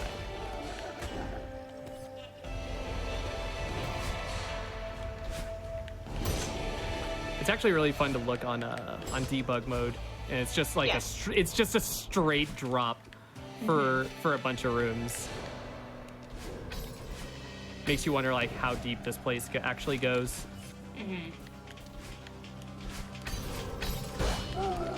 Does knowing or kind of seeing what debug is, does that help with the run at all? Not really. It's useful in, this is kind of a PC versus console thing, is you have access to debug mode through PC, I don't through Switch. So a lot of runners who have that access will use it to practice rooms on their own. Whereas, oops, funny demo. What are you doing? All right, I believe. one more time. Yeah, you can Yay! debug is cool. There we go. I did You can see hitboxes and you can teleport to rooms. Whereas on console, you have to just warp into a checkpoint to practice. Yep. It can be kind of tedious. Yeah, I have to start at the beginning of a checkpoint and just get to the room and just retry and hope if I get to the next room, like, I might have to restart the checkpoint all over again. All right, so now we're in the battle and fight. 6B battle and fight is actually really incredibly made. I really like it. There's some tough screens. There but are. They're brutal. We're back to having no floor. Oh my so god, there's no floor. Basically, we're just floating, and a lot of dash crystals, a lot of feathers. Battling will always shoot you off in a direction, and we utilize that to get to our next obstacle. A bit of this, like when you're playing this for the first time, is kind of the puzzle of figuring out in what order you need to hit things to be able to progress through a room. Yeah. So you see, you get these coins in the middle, and then you go back to the feather, and you hit her again, and she helps you get the last coin. So it actually is kind of a puzzle at first to figure out these boss fight rooms, which is really fun. This room is a heck. Yeah, this room's really long and cool. So she alternates doing the like orb thing and the laser thing.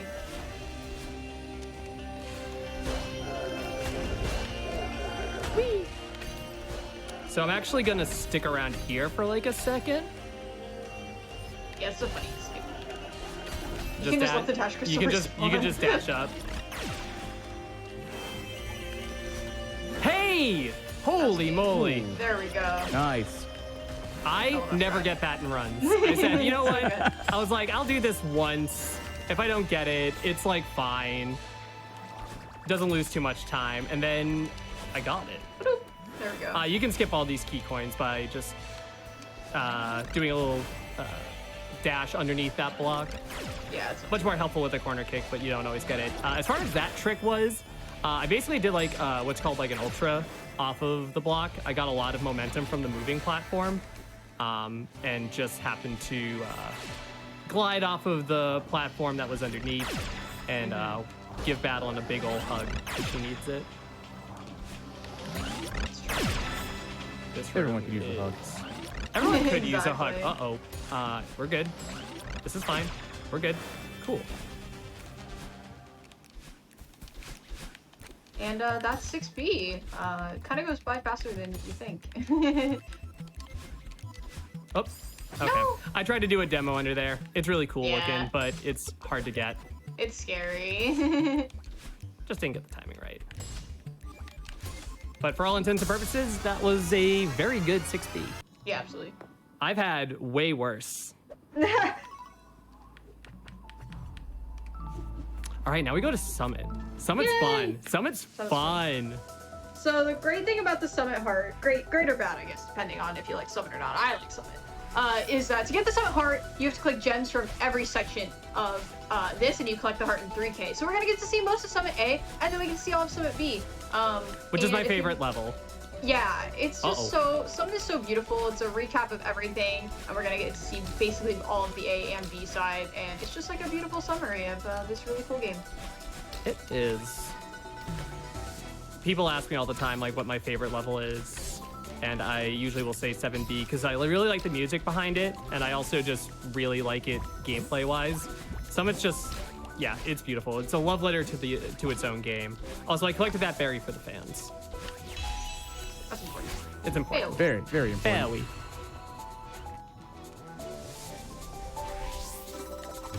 And also you'll notice that we have 2 dashes. So at the end of Reflection, you level up and you get 2 dashes. You don't really see that in the B side, but at the end of 6A, you level up and get 2 dashes. There's like a little Hello. 2-dash tutorial segment. So now when you have the bright pink hair, that means you have 2 dashes. And it's symbolizing Battlein helping us get to the summit now. She, throws us to the bottom of the mountain, and now we're climbing all the way back up. So we do a recap of all the levels, but now we have 2 dashes, which is like a really cool iteration on these platforming puzzles. Sorry, berries, you're not coming with me. Bye. Aw. I know, it's very sad. It's slow to collect them. You must understand. In that instance, it's just really fast to retry after getting the gem, because I get to go up to a room that gets me progress faster. If I went down, I would just go into a couple more rooms. Could collect more berries, but that's not why I'm here. Oop. Bonk.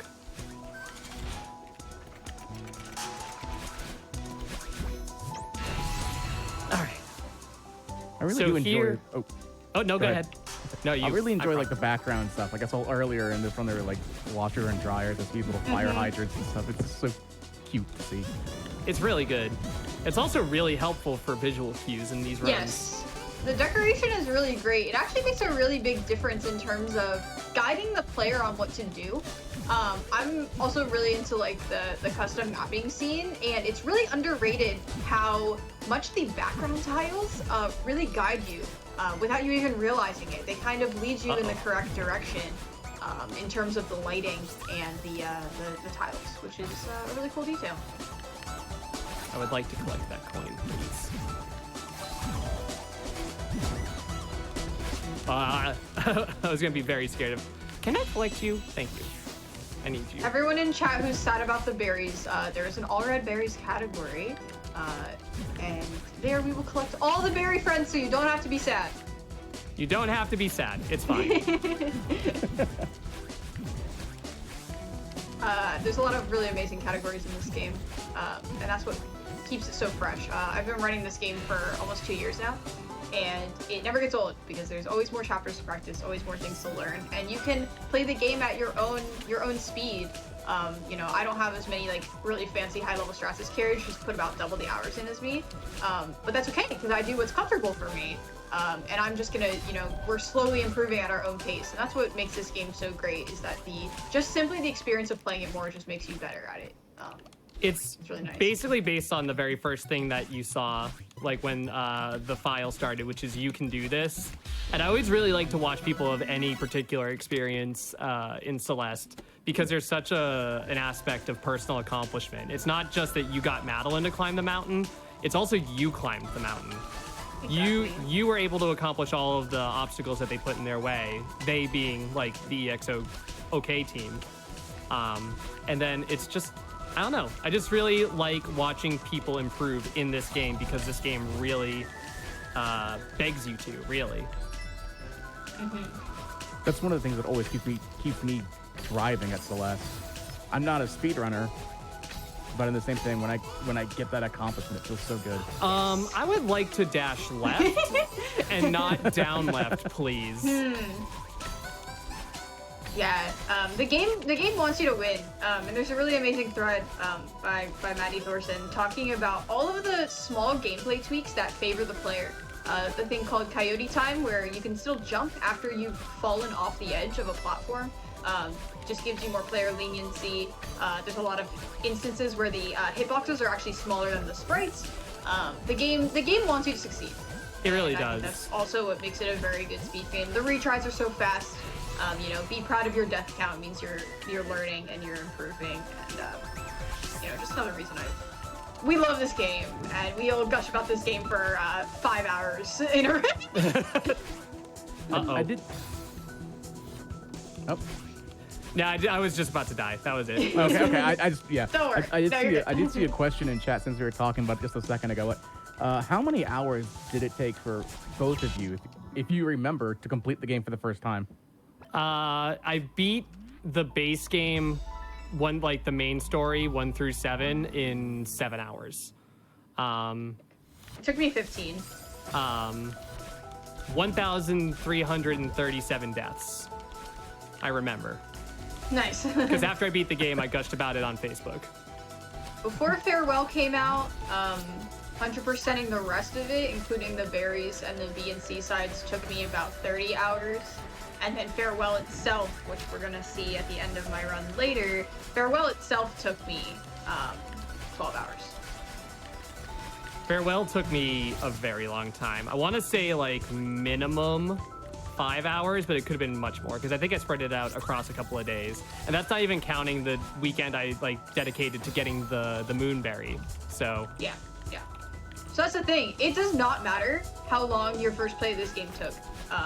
It does not matter. You have the ability to speedrun this game if you put in the time and effort.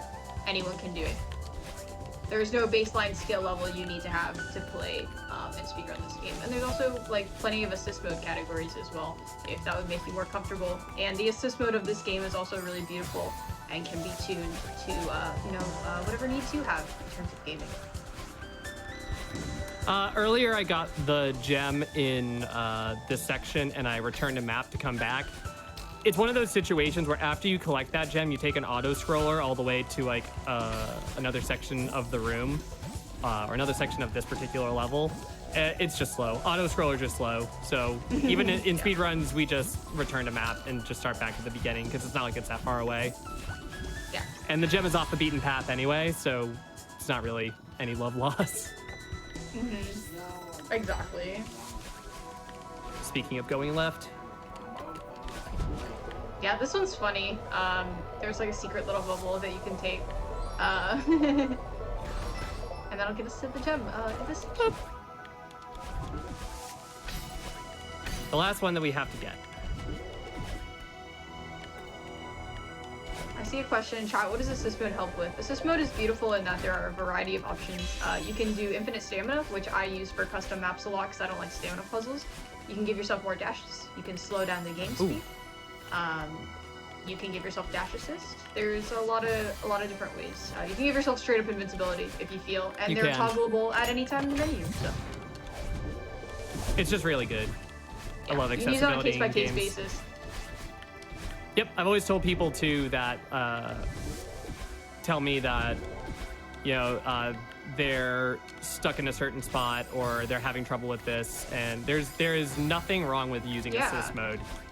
The game is hard. If you're facing a roadblock in the game and you're not gonna play the game, or you're gonna use assist mode to finish it, I would say, use assist mode, get through that room, and you can always come back to it later.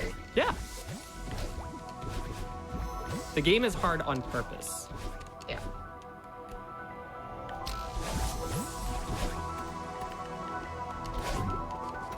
At the same time, difficulty scales for different people. For sure. So what might be, more easy for you, more easy for me, might be very difficult for someone else, and it's all about tweaking it to, games are about having fun, and so you should play the game in whatever way you like to have the most fun. I am gonna go collect the heart now. Woo! There's a very not so hidden section here that tells you, hey, here's where the heart is. You have some collectibles to get.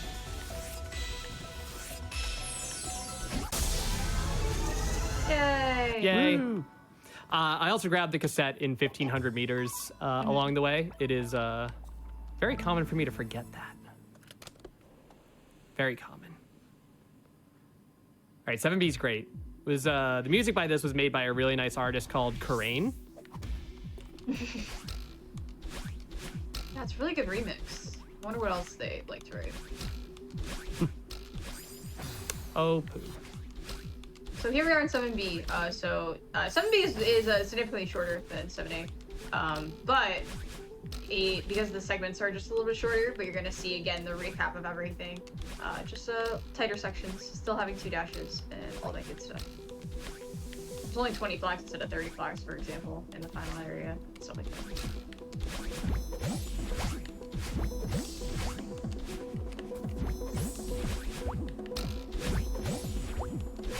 Okay. And there's also no cutscenes that I have to skip up until the end, which is always super nice and something that I quite often forget. I have forgotten that, and I've retried. I've totally done that.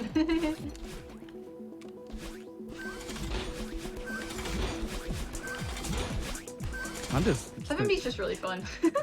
I just sit down there just watching this whole thing.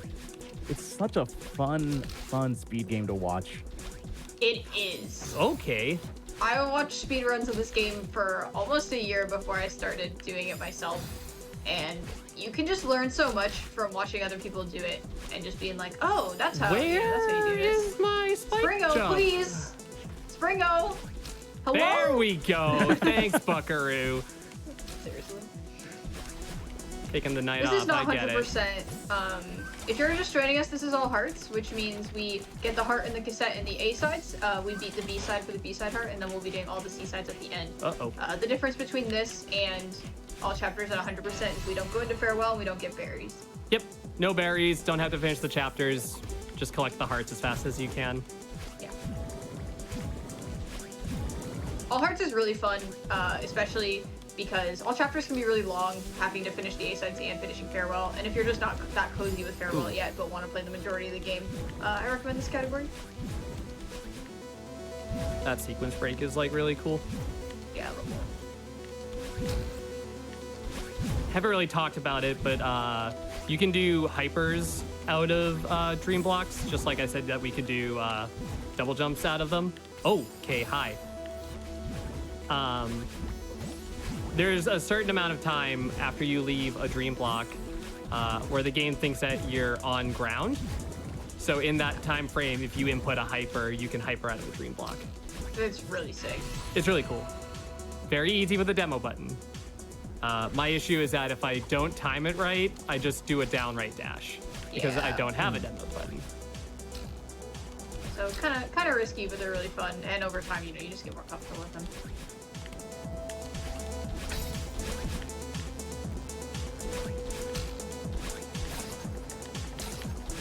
The recap of the Rosewood section. Cycles are a frick. Cycles can be a thing. In Celeste, cycles are dependent on when you enter rooms, and death cycles are always different than entry cycles. Nearly always different than entry cycles. So when you die in a room, you can choose to reset the room if you want to, but that loses a little bit of time, or have a comfortable backup. Good last room though. Yeah. That room can be deceptively tricky. That's a death loop room. That's one where if you just keep dying, you're just like, I don't know what I'm doing wrong. That room is very much, I don't know what is happening, I just know how to do it. Like, I don't Agreed. I don't use my brain to get through that room, it just happens. I can kind of see why with that too. Oh, hello.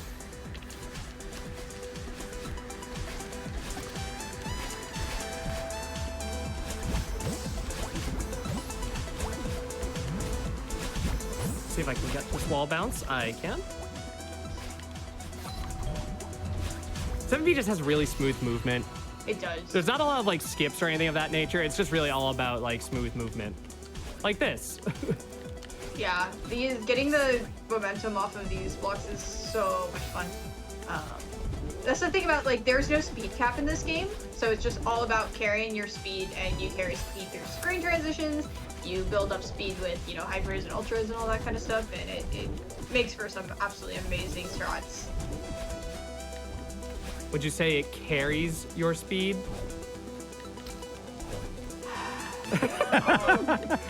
I'll allow that one, because people got mad at me for not laughing at the other one. Peer pressure.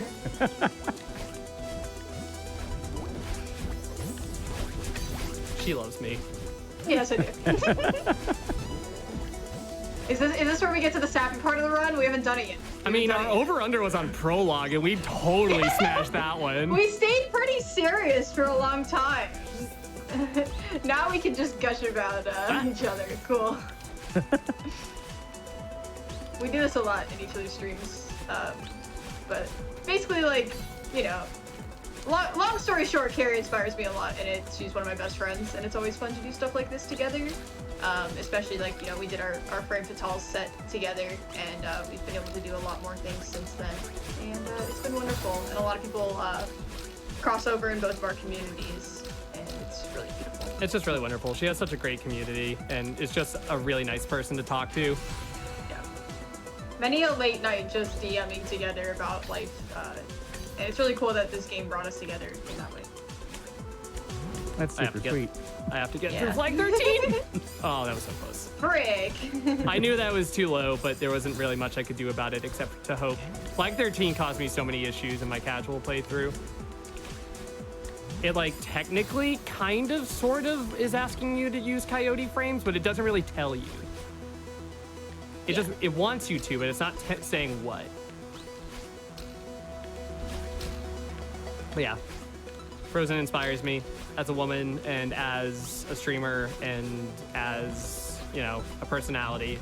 So having her around is always a joy. Yeah, it's really fun to get to do this kind of stuff together and showcase how great of a speed game Celeste is, and that, you know, people of all skill levels can do this and learn how to run this game, which is really fun, and learn from each other. And that helps the community in general too. Absolutely. Absolutely. All right. If you do a neutral on that block, you can skip that block. This is where the game teaches you wall bounces, which we've been doing for most of this anyway.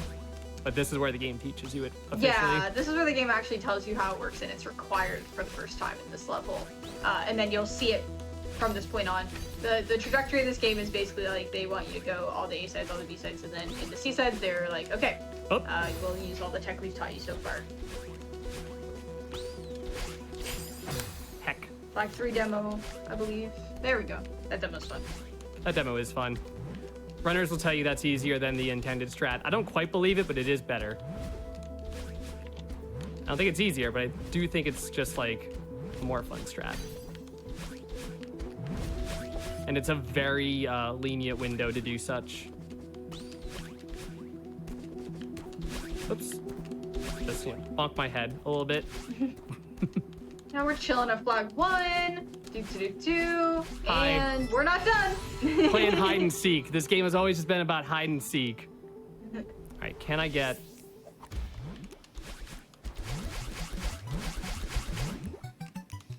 This is one of the hardest rooms in the game for me.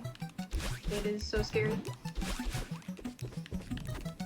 Carrie's Good too cycle. Nice. Oh Very my nice. god. Carrie's too good. That cycle is such a... It saves 3 seconds over what I used to do. You have to buffer 9 dashes because there's freeze frames when you do dashes. But it is hard. And It's I do not scary, I do not like being... That's not a very good pie. Maybe I should have collected a few of those berries. No. It's all good. If all of your pies are strawberry, you'll get sick of them. You know. True. That is true. Gotta switch. Oh, that. So now we're moving into core. The gimmick of core is that, as you can see, you don't get your dash back on the ground. You just get your dash back from screen transitions and dash crystals. And it's very different from the rest of the game, especially in the speedrun, because it's all about saving your dashes as much as possible. And using them in the most important places.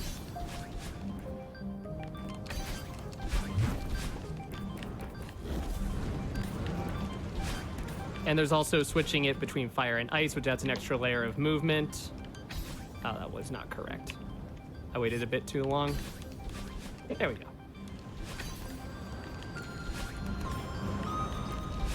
It's gonna be really cool to get moving up in a little bit.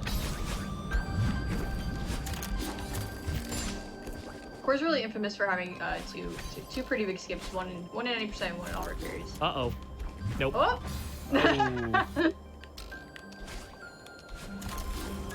That's a risk I take if I do if I don't take the momentum from the conveyor. The waterfall frozen. It's a waterfall, yes. Thank you. You're welcome. Thank you for using the correct terminology. Anytime, you know. And not confusing the viewers. Never. Never would confuse the viewers. Miss For 5B memes, came never. from Super Mario World first. We don't meme. All right, this room can be kind of tricky. Like that. This room is really annoying. There's a lot of things. Honestly, the bumpers are the most annoying part of that room. Jumping on the things isn't too bad as long as you're paying attention to where you were.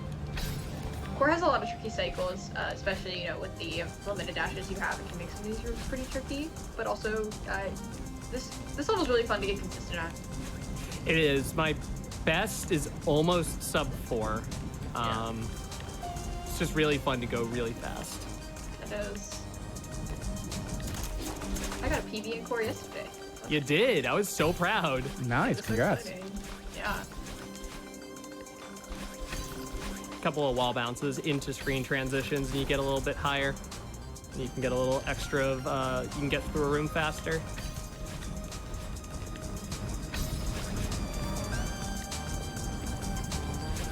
This room is fun.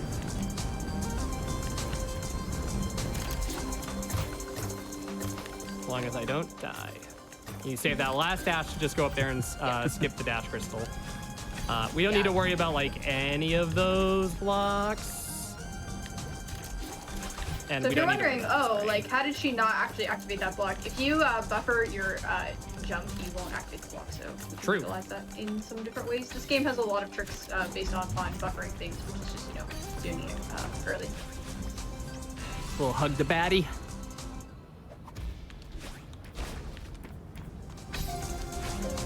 I'm gonna try to preserve this dash for the end, because there are actually some little ice balls under there, but if you keep this dash, you can just extended hyper over it, and you don't have to worry about it. I imagine like lapping and routing this chapter in the early days was really interesting, because it's like it's playing the game casually, it's like a puzzle to get through this, and then it becomes another puzzle to figure out the speedrun.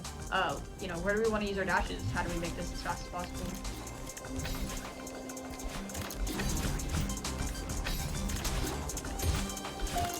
All right, this is a room.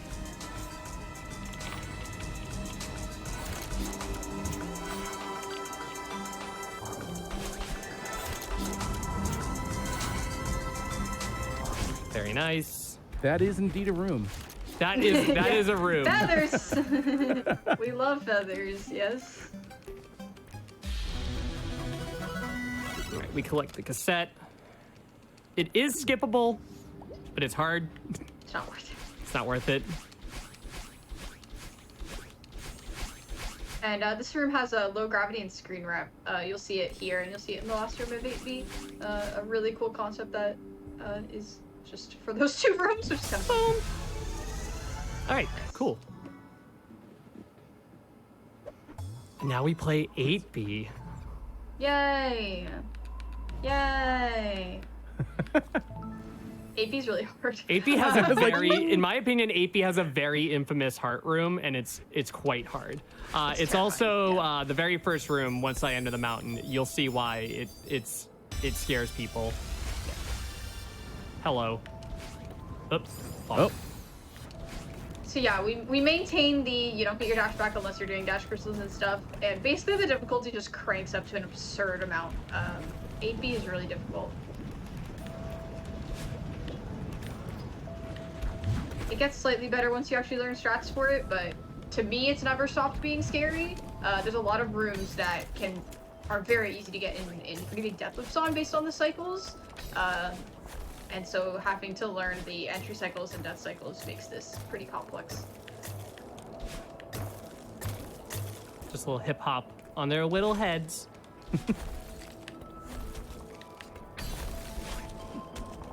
Yeah, I was doing some practice for this category and got a very high time and was not very happy about it. And a lot of the time loss came from B-sides because I have to finish them. This screen is awful on a death cycle. I hate this room. This is literally one of the rooms I had in mind when I was talking about how cycles are terrible. The worst part about this for me is like stamina management can be really brutal in that room as well if you're not being careful. The short story of that is that because the B-sides were so mean, I decided to take it upon myself not to practice them, like someone who is sensible would, but instead get PBs in them. And over the weekend, grind them out absurdly. I decided to optimize them further for me, and over the weekend, I got an IL PB in 5 of the 8 B-sides. This was one of them. Wow. Yeah. I took the rust very personally. I didn't have a chance to practice this past week and a half because I was taking care of Muffin's twin babies. So I'm on the other side of the spectrum in that I did 1D restaurant. That's all I had time for. So we'll see how it'll be fun. I believe. Yeah, I think you got that. Yeah. The thing is, I've played so much Farewell that Farewell is my most confident part of this game, and that's the majority of the training. So it'll be all good. The thing about All Hearts is there's just so many chapters that you have to practice. And Carrie's really good at this entire game, so. Oh, you hush. You flatter me. No, I will bully you, haha. On the internet? Yes. And you can't get away. This was my ploy all along. Oh no. Mom, can you pick me up? So that was really cool. Going through those rooms at ice is an option you can take, and I think there's some really cool strats there. Little shout out to all of the levels prior. Zippers, dream blocks, platforms, clouds.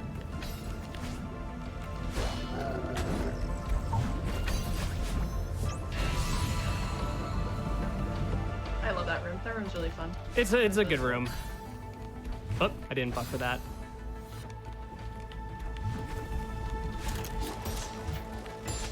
So, Bumper as we're getting to the end of boost. 8B, I'll take this time to get a little bit ahead on commentary because the Seasides are going to fly by. Seasides overall are 3 rooms only, but they are, the same mechanics as the A and B sides, just really cranked up in terms of difficulty. A lot of really amazing optimizations. Nearly all of them are under a minute. So it's a really fast, dynamic ending to this category. That is a big reason why it's so fun. If you preserve the dash in the room before that room, you can do a hyper, and it actually skips that first switch. Uh-oh, this is not great. Oh no, this room is hard. So again, we have low gravity, again we have screen wrap, but we also have a lot of death. And so really important to kind of be confident with where you're going. It can be easy to accidentally go the wrong way. And GG. Nice. Wow. That would have been before this weekend.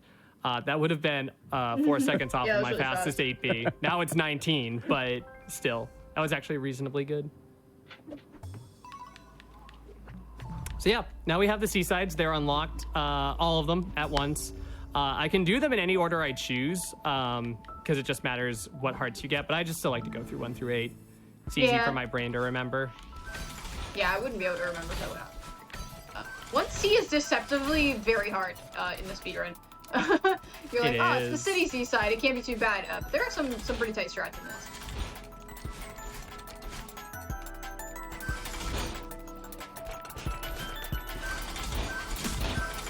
All these baby zip blocks. You can see, everything's just a little bit tighter, a little bit more spikes, a little bit less leniency, and some of the longer screens. It's unfortunate. Funny. So yeah, that's how Seasides go when you're speedrunning them in full game categories. Just can get a death at the long of the last third room, and it's like, I had an assumption that I had jumped early, but it happens.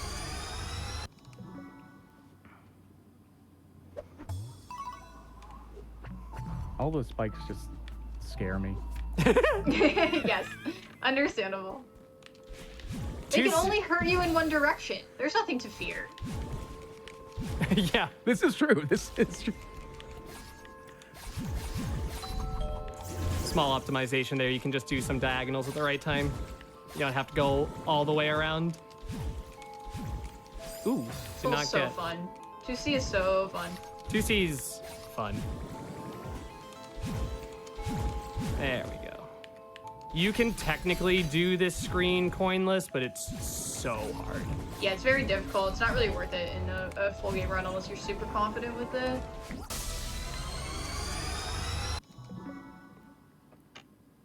Yep, the Seasides are just 3 screens, which I think is really fun. It's like, you take all the concepts. You'll see wall bounces in here. We're gonna see hypers at the end, and using those concepts in the rooms. But just taking the mechanics and really cranking up the difficulty. Bite-sized challenges. I really like the Seasides in their design.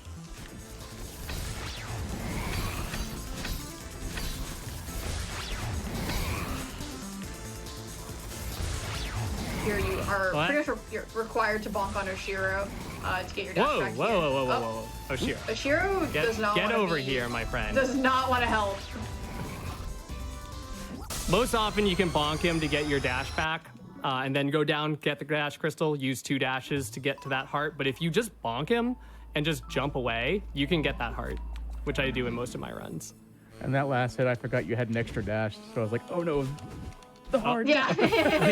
Yeah. 4C has some really good strats in the last room. 4C I'll try to get them really all cool. done. Ooh. And all the C sides have the same music as the B sides. Yeah. All right, let's go. 4C is really fun. So again, you know, fast bubbling through all of these, using the clouds to their full potential. You're able to do that by, again, you don't activate the block when you buffer a dash, so you do that. Nice. And that's very fast. That hyper strat is terrifying, It's very scary, yeah. especially that last dash since it's a 1-tile crumble block.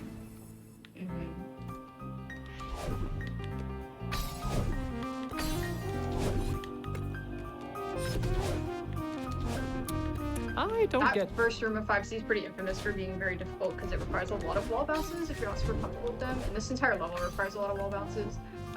It's basically like a wall bounce assessment, honestly. See that bubble there? Forget about it.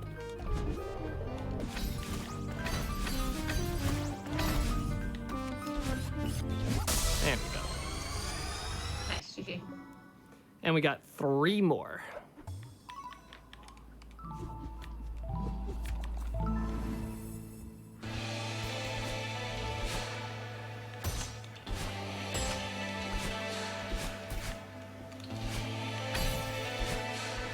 C is really fun. Probably my favorite seaside, honestly. And I don't like feathers. But the design is Ooh, super that's cool. upsetting. Also, really enjoy the layout, just the color scheme of this level.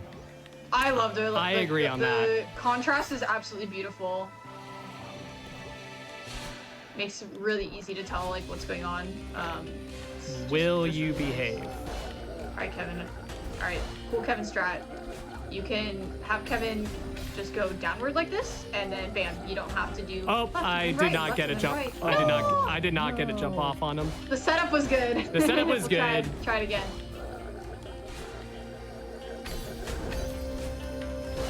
There we go. And 6C is merciful in that if you die in this segment, there's actually an extra checkpoint in this room. And we are all grateful for it. We are. Nice. Well done. Nice. 2 more. 7C. 7C is one of my favorites. I like a lot of things from Chapter 7. 7C is one of them. 7C is pretty infamous for being very brutal. It is the third screen especially is just probably one of the tightest areas in the base game, besides Farewell. Took me a long time to get my first try. Feels very much like a Kaizo level. You know, you just gotta get comfy with the grind, stay calm, and really get comfortable with each segment of this last screen.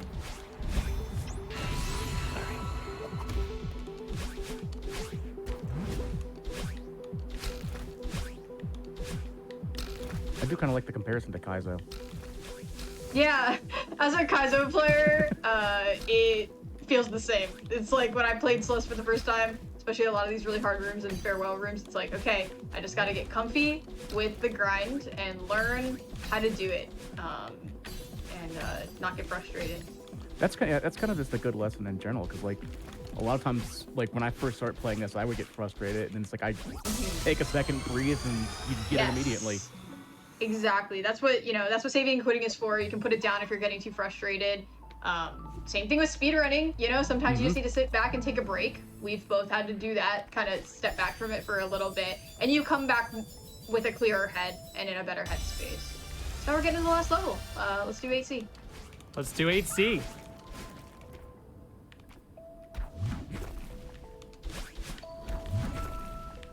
This level's really cool. Again, you know, you only have your 2 dashes, and this last screen is really, really lengthy, and it's all about staying calm, as there's the same fire and ice kind of thing. So you get into a really, really sick speed boost off that zip that flings you through the beginning of this level.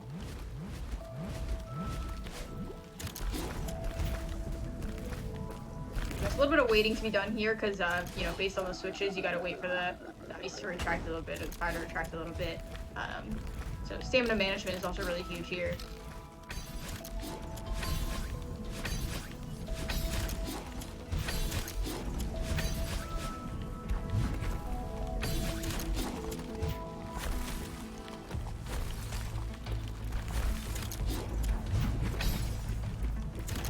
And then you have the bird telling you, all right, remember to hyper. And we're like, okay, cool. And he gets the heart. GG. GG. Nice. Big GGs. Nice. All hearts have been obtained. All hearts have been obtained. That's a PB. For all hearts? For all hearts, that's a PB. Wow, nice. Congrats. That's a That's 40. sick. That's a 40-second PB. Yes! Gaming! Gaming. That's so Well done. awesome. So yeah, Amazing. 8C is very hard. There's no point in that screen where you get a respawn outside of the very start. So if at any point in that screen I would have died, it would have sent me back to the beginning. There's Yeah. no like midway point where they are just like, they throw you a bone and it's just like, hey, here you go. I also think it's funny because this is actually the screen where they teach you how to do hypers. Yeah. And we don't do hypers. We just do like Yeah. wave dashes, extended hypers, yes, but not quite what it was asking for. But yeah, 8C can be very interesting. It was deathless too. That was very impressive. Yeah, that was really great. Well done. Thank Yeah, you. well done indeed. I love this chapter. Chapter. I really don't like 8C, but very good category. Very underrated It's so category. good. All hearts is really fun. It's very fun. So if anyone in chat was watching this and hearing all the commentary, you're like, you know, I'd be interested in learning more about Celeste speedrunning, or, you know, the All Hearts speedrunning, or what's going to come up next, which is True Ending. Where could they go? So there's a couple places that you can go on the speedrun.com channel for Celeste. There's a lot of resources, including the any percent tutorial, some stuff about basic movement, how to bind demo dashing if you're doing PC, and many other options.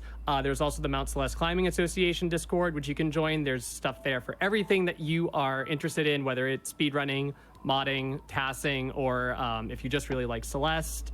Yeah. Alternatively, and I like to say this during every single run that I do, the community is just very welcoming of new people. I only joined the Celeste community last year. And they welcome me with open arms, and it's just they are so willing to help and so willing to pass off a lot of knowledge about certain things. And it's not uncommon in the middle of a run for somebody to say, hey, do you want something that's free time save? So there's a lot of ways to go about this. I'm relatively new to the community as well, but so many of the top runners will literally take time out of their day to sit down with you, teach you things, help you get better. We all just want each other to improve, and I think that's a beautiful thing about this community. So, you know, go on Twitch and search by Celeste Speedrunning and just hop into some channels and meet some people. That's my biggest recommendation, is just watch some runs, play the game. Just by playing the game more, you're going to improve.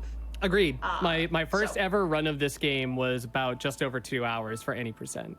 And then the game is just really fun to play fast. So I did it again. And I beat it in like 120, 130 or something of that nature. And it just became something that I really got interested in from that point forward. And if anyone wanted to follow you on Twitch, where would they go? You would go to twitch.tv/Carrarium. I am usually always on Monday through Fridays in the afternoon playing whatever it is that I feel like. I'm actually currently grinding for any percent, but I was really happy to get back to All Hearts, obviously. Yeah. So, Heck yeah. And Frozen?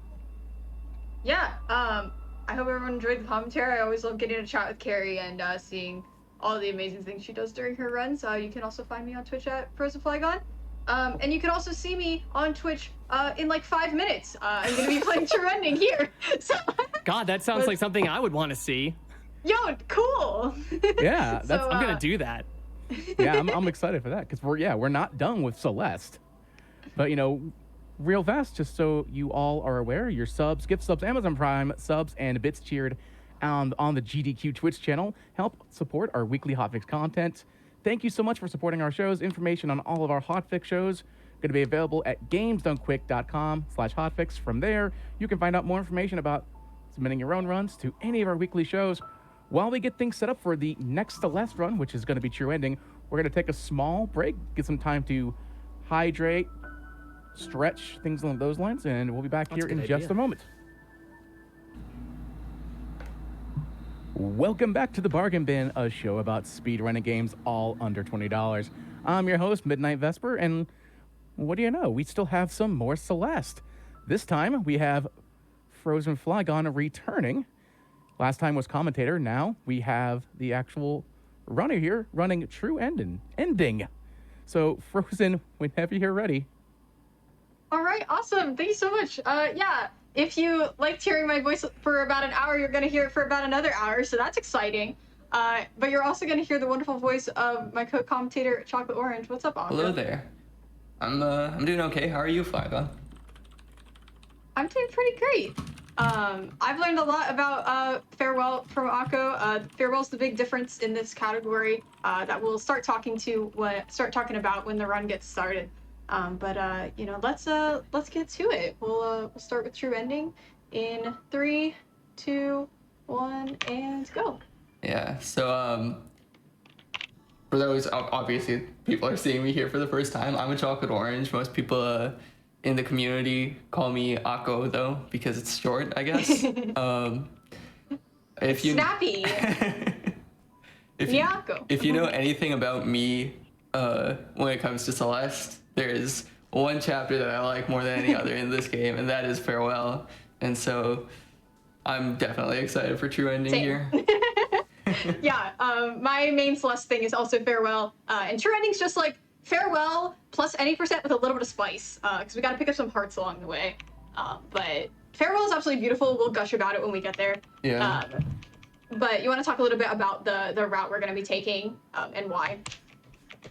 Sure. So what you're going to see Frozen doing is going to look mostly like an any percent run, but of course we do need 4 hearts, because to enter core you need 4 hearts, and to enter Farewell you need to enter core. So so the 4 hearts that you're getting, I believe, are going to be 2A, 3A, 4A, 5B?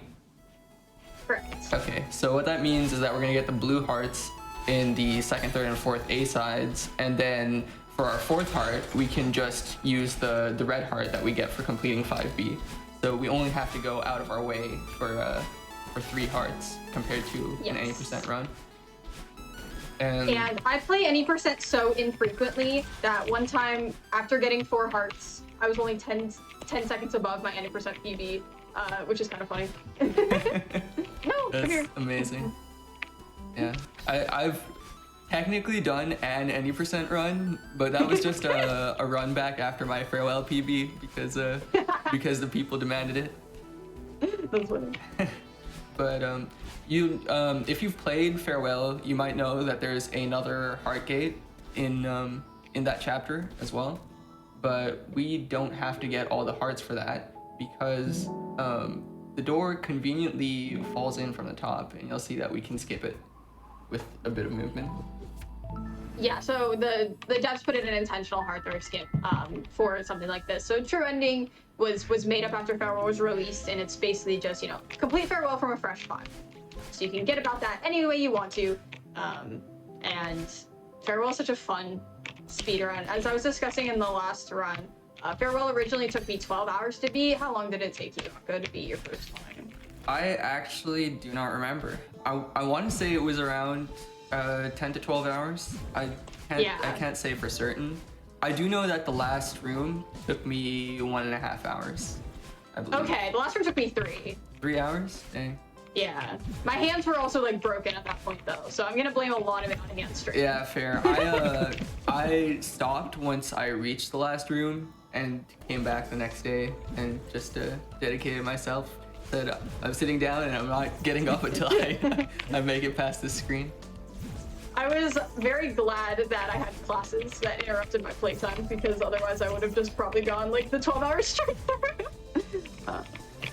But if you noticed, I forgot the 2A heart. That's fine. I do that most of the time. It doesn't lose any time. So it really doesn't matter if you collect it first or last. Don't panic. Yeah, so the thing about 2A heart is that when you're getting it, you restart chapter anyways to go and play the level. And so you can technically just do that in the opposite order, make it to the end of the chapter, and then come back, grab the heart, and quit out, and it shouldn't lose any time. Not But really. if your menuing is worse for one than the other, you could lose time doing it one way than the other. But like, Yeah, and we're gonna be losing RTA. that's but, that's on you, not on the game, you know. Exactly, that's my fault.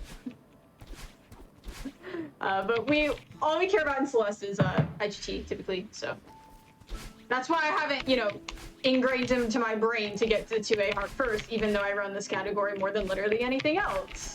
It's because there's no consequences to my actions. Yeah, just wait till you're playing bingo. Right. Did you want to mention anything about playing on keyboard, since we were just seeing Carrie play on controller? Oh yeah, I see the discussion in chat going on with keyboard and controller. It's really up to your personal preference. I started out playing on Switch. When I started speedrunning, I switched to keyboard simply because I didn't have an available controller that worked with my computer. It was just out of convenience. It really doesn't make a big difference, and it didn't take me a long time to switch. So it's whatever is most convenient for you. I like not having to deal with controller issues, but my thumb does hurt a lot. That's my grab button. So like, I don't know, there's pros and cons to both. Feathers can be like, annoying on keyboard sometimes, but over time you just kind of get better at it. So it's totally your preference. Yeah, I personally play on controller, though I was considering switching at some point. Mm-hmm. So I heard in the last run that you guys were talking about mapping. Yeah, like custom maps. Or did you mean like a button mapping? Button mapping. Yeah. Thank you so much. Oh, okay. I was when I curious, hear mapping, since- I'm like, oh, I make those, but you mean button mapping, okay? No, since you're on keyboard, is button mapping essentially for any part of the keyboard, or is it more so a Yes. certain amount of keys only? No, so the rules are like you can bind whatever you want to whatever you want, basically. So we talked about the 3A demo, which we are going to see in this run, is basically like it's not even abusing. It's just binding some things, and Akko can probably explain that better than I can later once we get closer. But like I play with WAS, some people play with arrow keys. I have 2 jump buttons. Some people have more than that. I have grab on spacebar. Some people have grab on a key. Like it's very customizable, and it's all allowed in the rules. Yeah. There are some limitations of the current patch bind system, and there's also a lot of depth to the current patch bind system and to the beta bind system, and I could talk about this forever. Saying there's a lot of depth is honestly an understatement. But essentially, so when it comes to demo buttons specifically, the way you bind that is you bind a secondary down input and a dash input to a button. And well, okay, first I need to explain what secondary means. So there's an input priority system in this game. This is why I'm having Akko explain, because I just say, haha, button makes me go small, haha. There's an input priority system in this game, and essentially the way it works is that controller has input priority over keyboard, keyboard arrow keys has input priority over other keyboard directional binds. I believe D-pad has higher priority over analog, but someone might fact check me on that. But all this goes to mean that that your movement direction looks for the highest priority input that is being pressed and uses that to select direction. There are some additional things to this, like if you press 2 buttons of the same input priority, it takes the one that you selected second, and if you press them at the same time, I believe on current patch it cancels out. Yeah, so there's a lot going on, basically. But what's important is that the secondary input does not change your movement direction, but you can get crouch state off of that. So when you have a down and dash button, you can get crouch state without changing your movement direction. And that's really important because if you're crouching, Madeline's hitbox is actually like smaller, and it allows us to squeeze into some places. And I was impatient. So we'll see that first at the end of this chapter, and then we'll see a bunch of them in Farewell. So I think it's important for us to understand what that means and why it's important. You'll see me going backwards here. I go a different route than Carrie does. I don't like towels first. I'm sorry, Uni. So basically I take bottom and then the middle and then top. But it's still gonna use the same. I'm gonna leave the room. Use the same heart death abuse as before. I also enjoy that in this section, there's one button that cleans up the entire room. It's really fun. I wish I that had worked that in- button. Yeah. Yeah. Right? That'd be nice.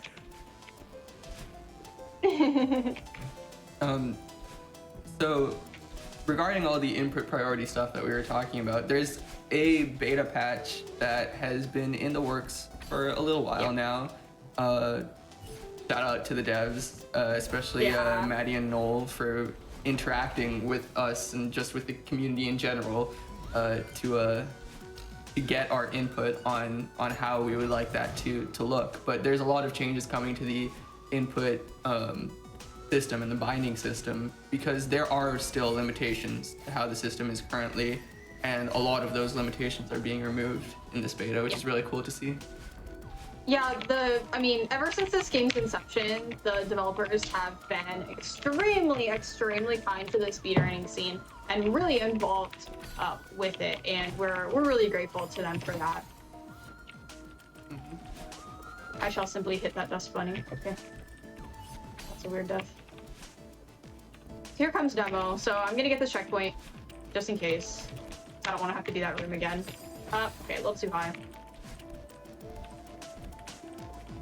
You're trying to get a specific pixel on that wall, and then you just simply squish through the little spikes there using a demo button. It's very fun. So when demos were originally discovered, the community didn't actually know about the ability to bind something like a demo button like we have today. You would have had to do that manually, effectively, by releasing down within 5 frames of pressing dash, so that you get the crouch state without actually changing the direction of your dash.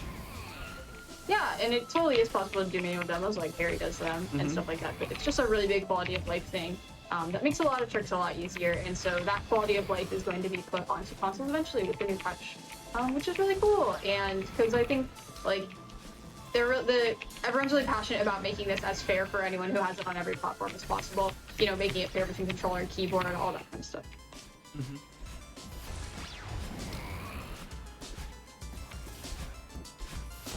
And here we are, basically at the end of the resort. Yeah. Gosh, pick an entire resort to talk about input priority. I know. And that's you barely scratching the surface. That's like a vast oversimplification. Yeah, and so there's so much nuance that goes into Celeste speedrunning. Again, as I mentioned last run, I don't know how any of it works. I just know how to do it. Hey, if it works, you don't need to question it, right? Yeah, exactly. Oh, okay. That's fine. Here we are in Ridge. You're gonna get to see the rest of Ridge this time.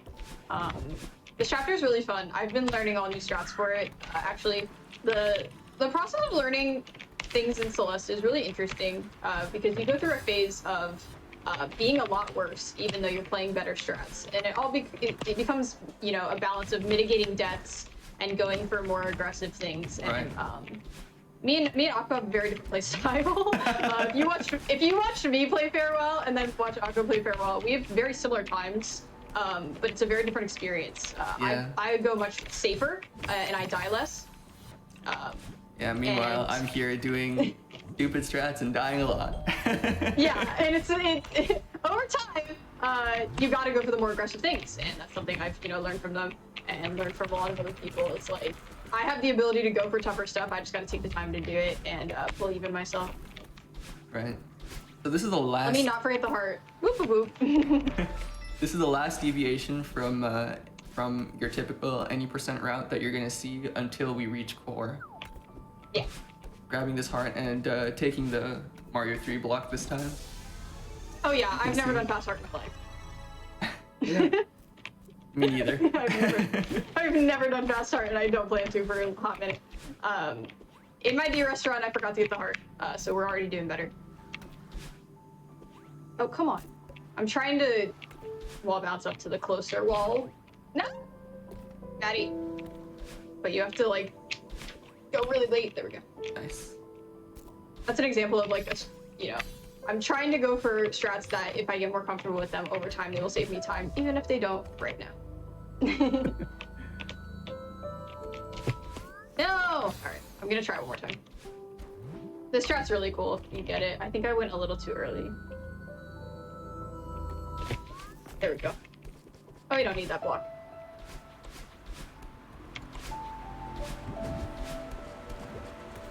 Who needs auto There's actually two blockless strats for this chapter that are really, really high level.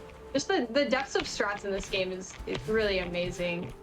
I put 800 hours into this game, and that is probably on the middle to low end in terms of like people, like all speedrunners. Yeah. People with like 1,500 to 2,000 hours. And it's kind of crazy to think that Celeste is a relatively young speed game. It is. And already there's been so much optimization. It's one of the most, like, still, since its inception, one of the most popular speed games. Yeah, we have all kinds of crazy strats already. It's like, I'm just excited to see what we're gonna see in the future. The game continue to progress, yeah. It's always a good time to start learning it, honestly. And I'm happy I joined when I did.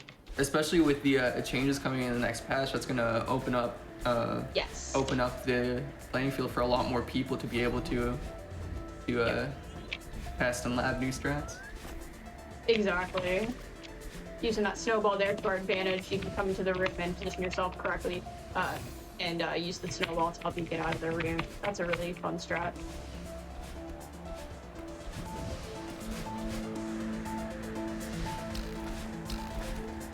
So the wind is really tough here when you're playing this game casually, but basically the speed strats just allow us to negate the effects of wind because we're just hypering through everything, which is fun.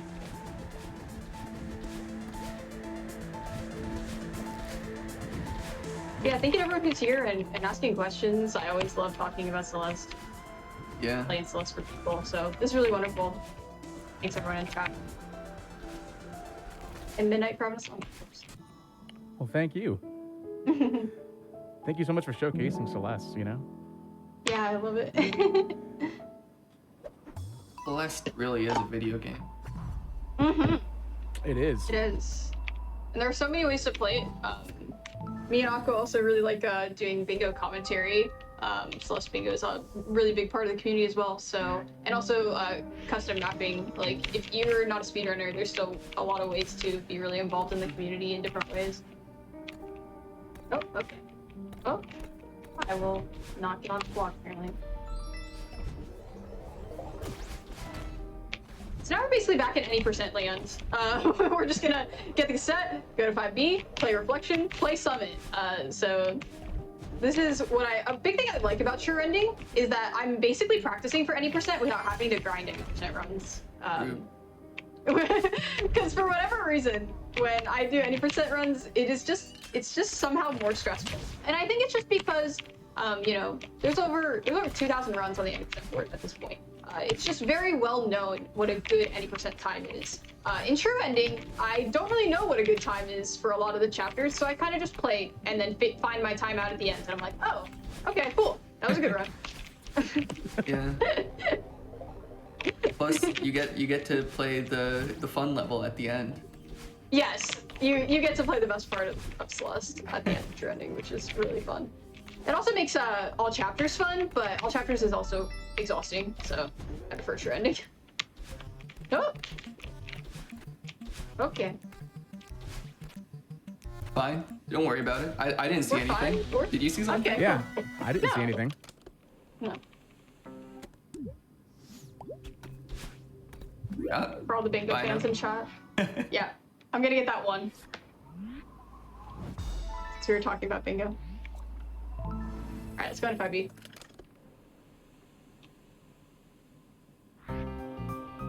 Longest this game usually, any percent took me about 15 hours my first play, but plus farewell, which took me about 12 hours. So this category casually took me over 25 hours, and I can beat it in under an hour. I have a sub hour in True Ending, which I got just a few weeks ago. That's sick. Congrats. Yeah, that was my goal for 2021. I thought it was gonna take me the entire year, and I got a 3-minute PB. And I was like, oh, okay. That's awesome. Didn't you farewell PB in that as well? I did. Okay, I'm also gonna miss both shot, but I'm gonna try it one more time. I believe in the second Yeah, try. I got a 1907 farewell in that run, which, you know, carried a lot of that time save. Someone else in chat was asking if you speedrun anything before Celeste. Celeste was actually my first speedrun, but during the time I was learning Celeste, frick, okay, I'll just go around. During the time I was learning Celeste, I also learned how to speedrun every single Hamtaro game. And I've also run 4 Powerpuff Girls games. Is there a combined Hamtaro like category where you play No, play but all I'm the planning games? on it. I'm plotting it, actually. I want to complete it someday. There are 5 of them, and I hold world record in 2. I'm plotting to do a series marathon someday. I think that'd be really fun. So yeah, I run this very super serious, extremely popular speed game, and then frickin' Hamtaro, which I was on Amber's show for Valentine's Day playing Heartbreak. So I like running different games. I think I would have really gotten burnt out at Celeste at this point if it was the only thing I played. Yeah, someone in chat asking about watching bingo. We actually do bingo pretty consistently on the Celeste community channel. In fact, this weekend we're going to be doing like a hidden cup style thing. Or well, not we. I say we, but I'm actually not involved in this one at all, which is a nice relief, I guess. But yeah. Yeah, Akko's one of the main bingo organizers. So twitch.tv/Celeste community. We also hosted the anniversary event, if anyone in chat caught that. I'm going to be doing commentary for the event that Akko's talking about. And we do bingo matches there a lot, and it's so much fun. It's a totally different way to see the game, and has a whole like strategy element. So it's not just who has the fastest time in Celeste. It's about thinking and routing, and it's extremely cool. I love the strategy side of it. Yeah. So if you're free this weekend, definitely You should come by. by, yeah. If you don't know what Hidden Cup is, it's like I'm not sure. Do you know what the name they're using for the specific Masked binge. Masked binge. Ooh. Yeah.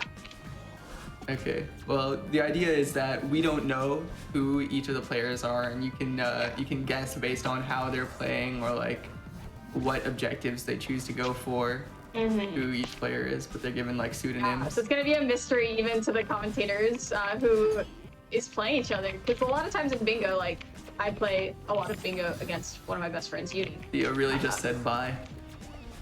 And yeah, Theo said no. I know how Uni plays, and Uni knows how I play, and it actually impacts how we play each other. But if I'm playing someone random, it's different. And so everyone's gonna be playing someone they don't know who it is, and you're not gonna be able to make judgment calls based on that. And I think it's gonna be really cool.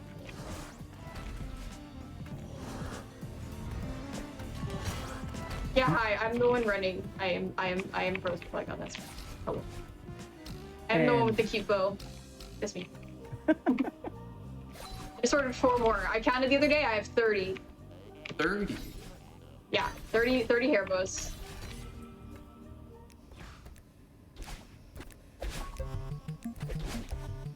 All right. And you said you were That's pretty on decent, Ivy. Amber's show?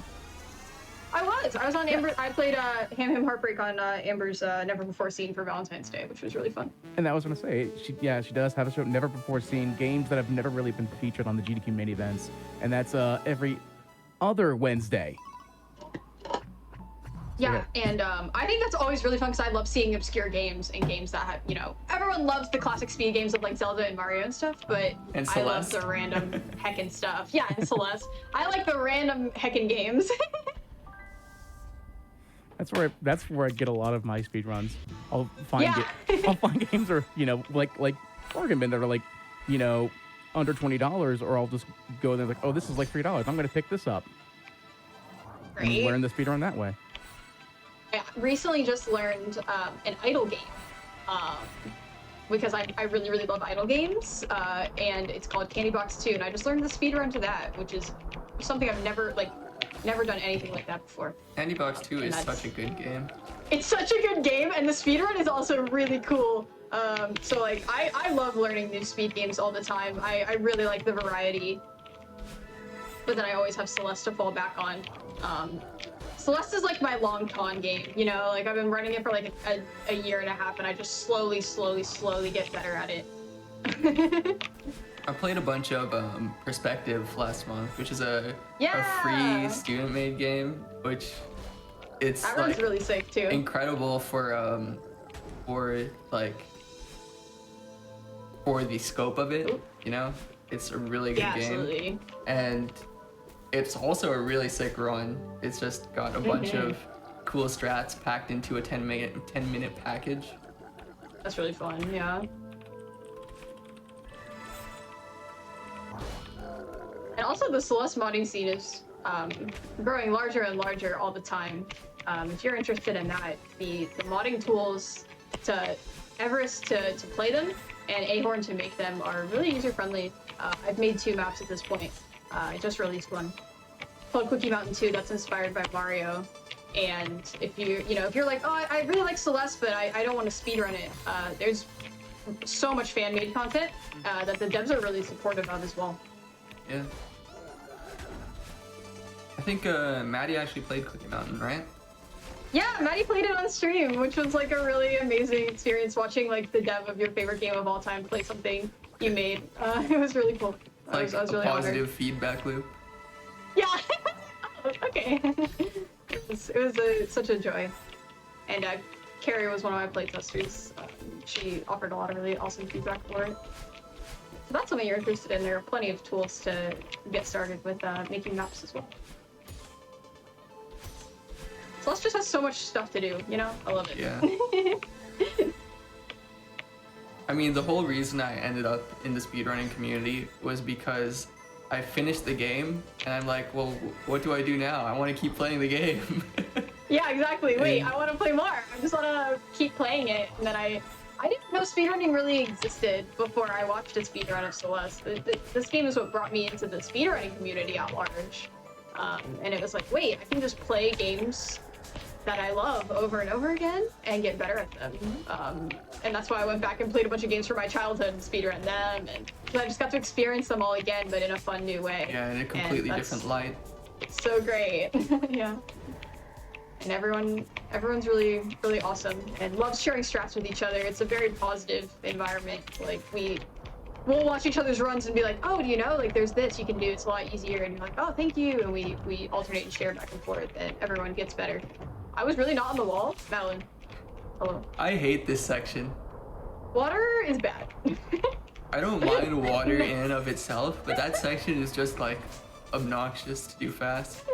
It is. That's why it's a fairly straightforward section, but if you're not paying close attention, it's like, oh shoot, I was like 1 tile off. Fine. Alright, we're gonna new. I almost. Oh. I didn't hold tragic. jump long enough. I'm so sad. I got most of it. It's fine.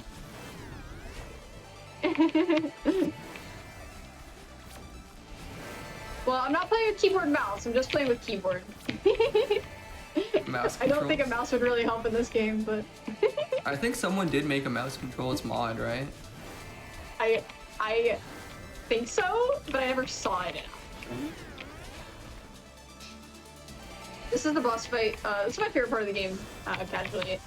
I think platforming boss fights are just really cool in terms of design, and this one especially is just so powerful in terms of its place in the story as well, and it's really fun. The unfortunate part is, like, in terms of the speedrun, it's very difficult to optimize. You can look at it as kind of an auto-scroller because you're forced to, you know, hit battle at specific points. I wouldn't go that far, but it definitely is kind of difficult to optimize. So. Oh, we're going up here, apparently. Sounds good. Yeah, I mean, there is like, I can see why someone might call it an auto-scroller because there is a degree of, like, there's a lockout period after you hit battle line where you basically can't act. Yeah. I think you can still pause and retry, but that's about it. Right. You're kind of stuck. Like you have to, hit battle and to proceed as well, and it's a little bit different, but stuff like that. But I think this section is really fun to learn. It's really fun to learn, and then once you reach your second point, it can be like just frustrating to optimize further. But it's pretty cozy in the run, honestly.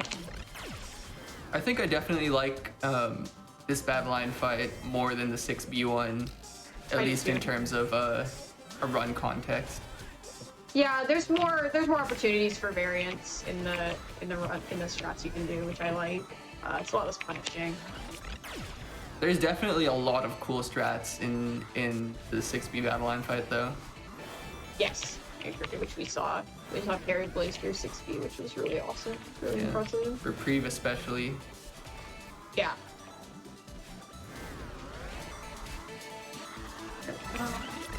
And yeah, the music in this level. We've been gushing about the music. I will always gush about the music, but it just elevates this game to the next level. Can't wait till we get to Farewell. Yeah. If anyone ever asks me what my favorite song is, I mentally have to remove Farewell from the equation because it would all just be Farewell music. It's just that good. Act 3. And here's the level up of, you get 2 dashes now, you have pink hair. Resolution is a really interesting attack point. There's like so much space there, and you finally have these 2 dashes, and you have, I don't know, it's a very unique challenge in order to play through those rooms. There's no real risk of dying, but there's a lot of time to be saved there. Yeah, that was really good. That was only like 3 seconds above my PB and reflection, nice. So that was really cozy. Yeah. Yeah, I don't play 6B. I'm not confident with 6B. I take comfort over speed, and also the time save for 6B is really not that pronounced unless you're at a very high level. So it's definitely not worth it for me. Yeah, it's a relatively some small players don't time even do 5B. So. Yeah. It's a relatively small time save, and if you die a couple times in inopportune spots, you lose all of that. So, not really necessary for. Especially concerning like how much I run any percent. I just need to be finishing runs, so it's like, I don't really plan on learning 6B anytime soon.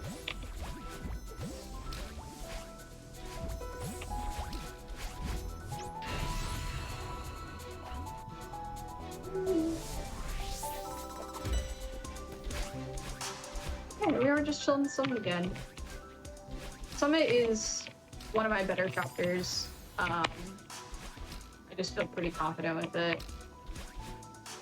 It can be difficult to practice just because of its length. It is just, very long. But also I run Farewell, so in terms of length, Summit doesn't feel too long for me. Oh, I'm just gonna knock at that coin. Okay. Really, the only comparable thing to Farewell is a full clear of Summit or ARB Summit. Yeah, ARB Summit is exhausting.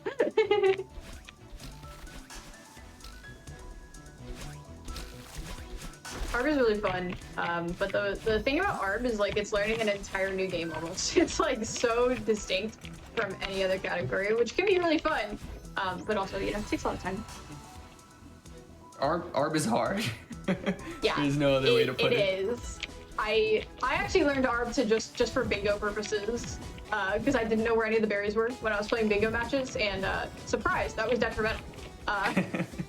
And so I finally learned all of ARB, and it just made me a better player, because there's a lot of really cool screens, and that core ARB is really fun as well. Really interesting.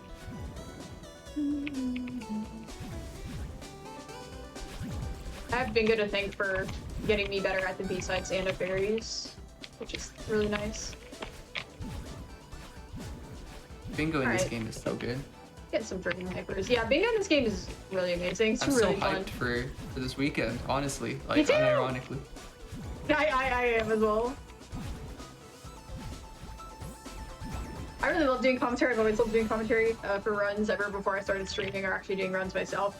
And especially for bingo, because bingo routing is really high level, and my brain has a difficult time like figuring out what to do in most situations. But when I'm watching and doing analysis live during runs is so much fun. Yeah, if you know anything about me more than people calling me Akko and that I play Farewell, it's probably that I really enjoy bingo and bingo commentary. Yeah, yeah, bingo commentary is really fun.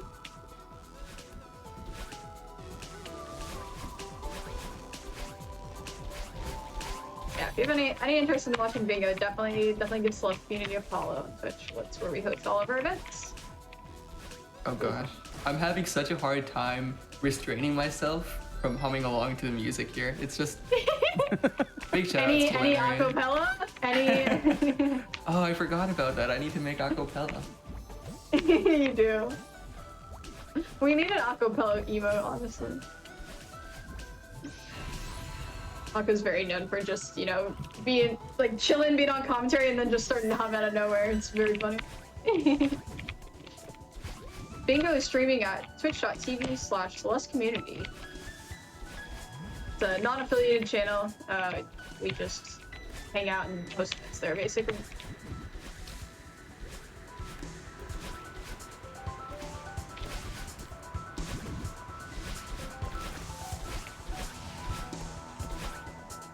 is really a part of the run that used to be very intimidating for me. I've gotten more comfortable with it over time. I say that and I don't get my extension, but That's tragic. 1500 and 2K are definitely parts of Summit that are pretty brutal, but over time with practice get much more comfy. Yeah, initially I feel like they definitely feel like the hardest part. I think 2500 tends to become harder as you try to optimize it. There's a lot of spots. I definitely agree with that. Like there's a few tight strats there at high level, and you have the potential to lose a lot if you die in those rooms as well. Yep, absolutely. Ooh, I don't know There's if I've such a seen big that down risk dash reward. before. Oh yeah. There's such a big risk reward that comes into like learning and refreshing and stepping up strats for this game. It's one of those things where like you can reach your skill barrier of like, okay, I'm performing the best of my current level strats, but that's not, you know, you have to keep pushing yourself and learning new strats and going higher and higher and higher if you want to keep improving at the game. And so it becomes a cycle of learning new strats, being worse for a little bit, and then they become in your routine and you're getting better. And I really like that iterative cycle of improvement. As like a scientist, it's like very much like the scientific process of learning, and I think it's really interesting. Yeah, absolutely. Oh, okay. Personally, my philosophy is I'm gonna have to learn the hard strats eventually. Might as well learn them now. Yeah, Akka doesn't take that same cycle I do.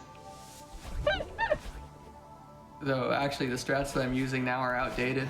Very tragic. Sad.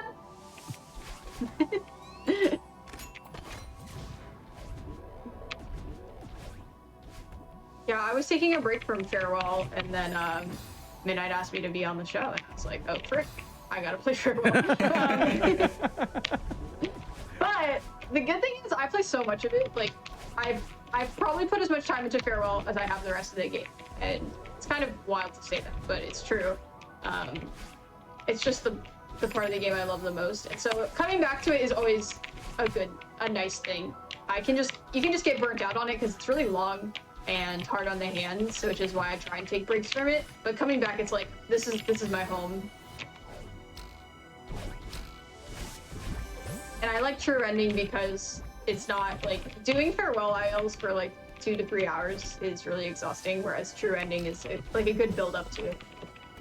Kind of gets you warmed up before the main event. Yeah. Oh, I didn't. Oh. I thought I was dead. I I didn't even know you could Whoops. land there. I've I never. didn't either. That's why I was sad.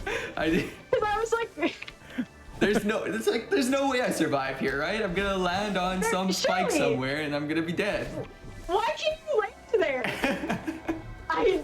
I learn something new about this game every day. Yeah. I was about to That's say never that's something happened new. before, or something along those lines. Yeah, yeah. That was really funny.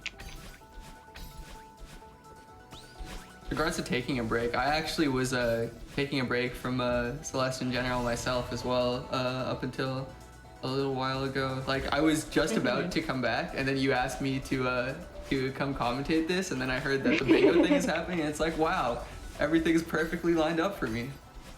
We were just waiting for you, honestly. We ceased all current activity until your return. True. But yeah, thanks for coming on. Commentary is always really fun. It's always nice to get Absolutely. to chat with you. So, and it's nice to have farewell enthusiasts on for this.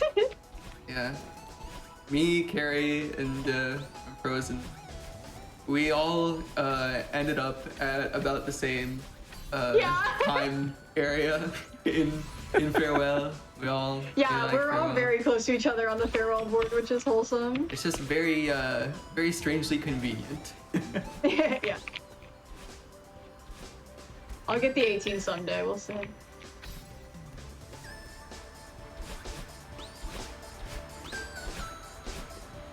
It is time for chat to learn how to count. Okay.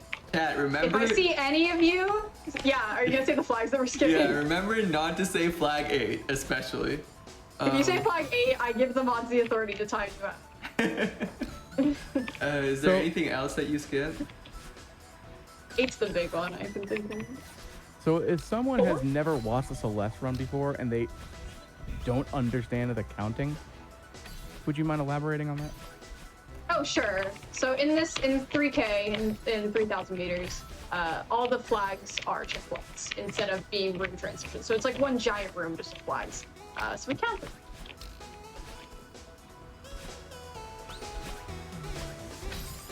No. So we skip flag 8 here because it's way off to the side. Okay, I guess I'm going to do this. Oh, I'm just dashing late there. That's what's up. So we skip flag 8 here. There Alright, we go. there you I'm go. finally not getting 8. That was a weird place to get stuck on. Alright.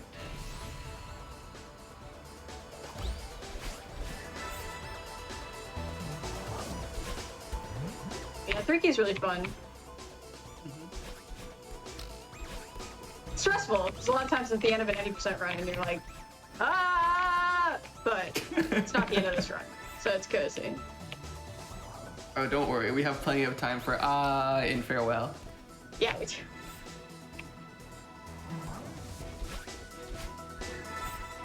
Yo, let's go. I see 8s. I see 8s. Really unfortunate. Y'all. Oh my gosh, flag 3, don't be this way right now, please.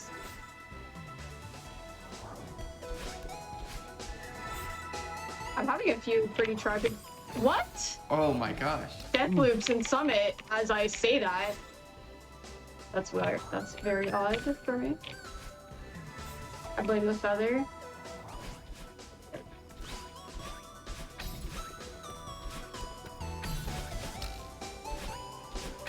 Summit is very volatile. My Summit PB is a 937. So it's just like, you know, sometimes Summit just happens to you.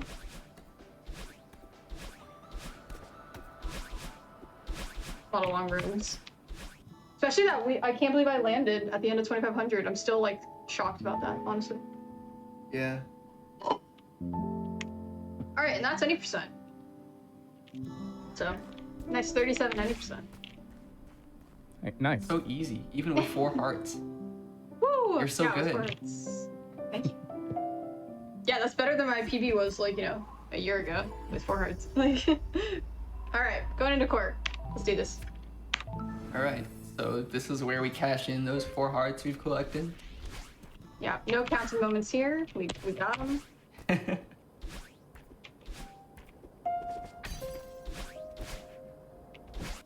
I have got gotten here and being without hearts. I've never done a true ending run and not had the third heart. That's good. Oh, okay. So yeah, the gimmick here, as you can see, is you don't get your dash back on the ground. You've never been a core before, and that makes for some really cool routing.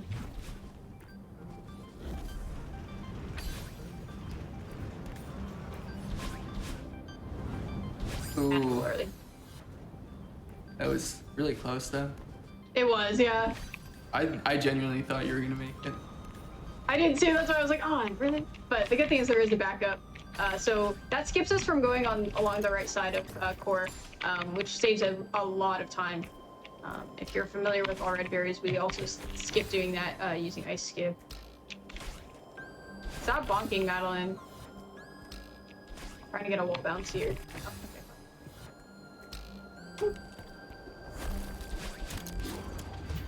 Oh, okay. Core is not DLC. Core was packaged with the main game. You just needed 4 hearts to get into it. So it's possible you like entered core and then forgot about it. Yeah. I think it was Kevin who told me that core was made basically in the days before release. Ooh, nice. Wow. I love that strat with the hyper off that block. It's so fun. Core is a really interesting chapter. I really like core now, since it's not like the actual end with farewell. Core beforehand was kind of an odd ending, but it's a neat interlude before farewell, I think, with the entire game. I'm not high enough for that.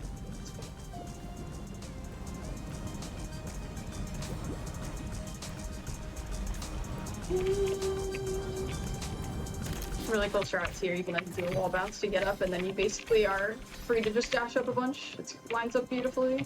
Fly Gopella.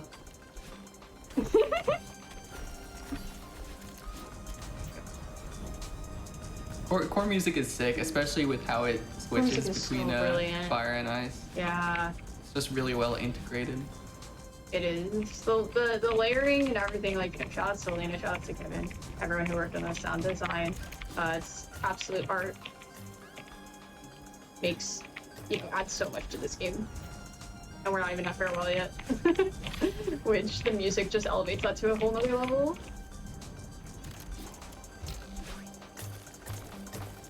Boy, I'm thinking about whether I should bring it up now or wait till that one room in Event Horizon to talk about waterfalls. I think we'll save it. I think we'll save the argument for farewell. It's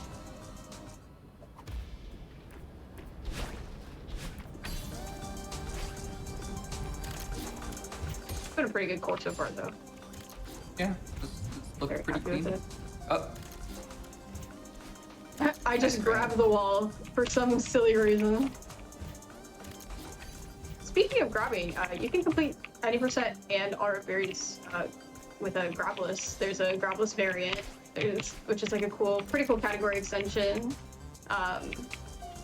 The other day I completed true grabless in all red berries with just 20 grabs, and that was probably the hardest thing I've ever done in Celeste.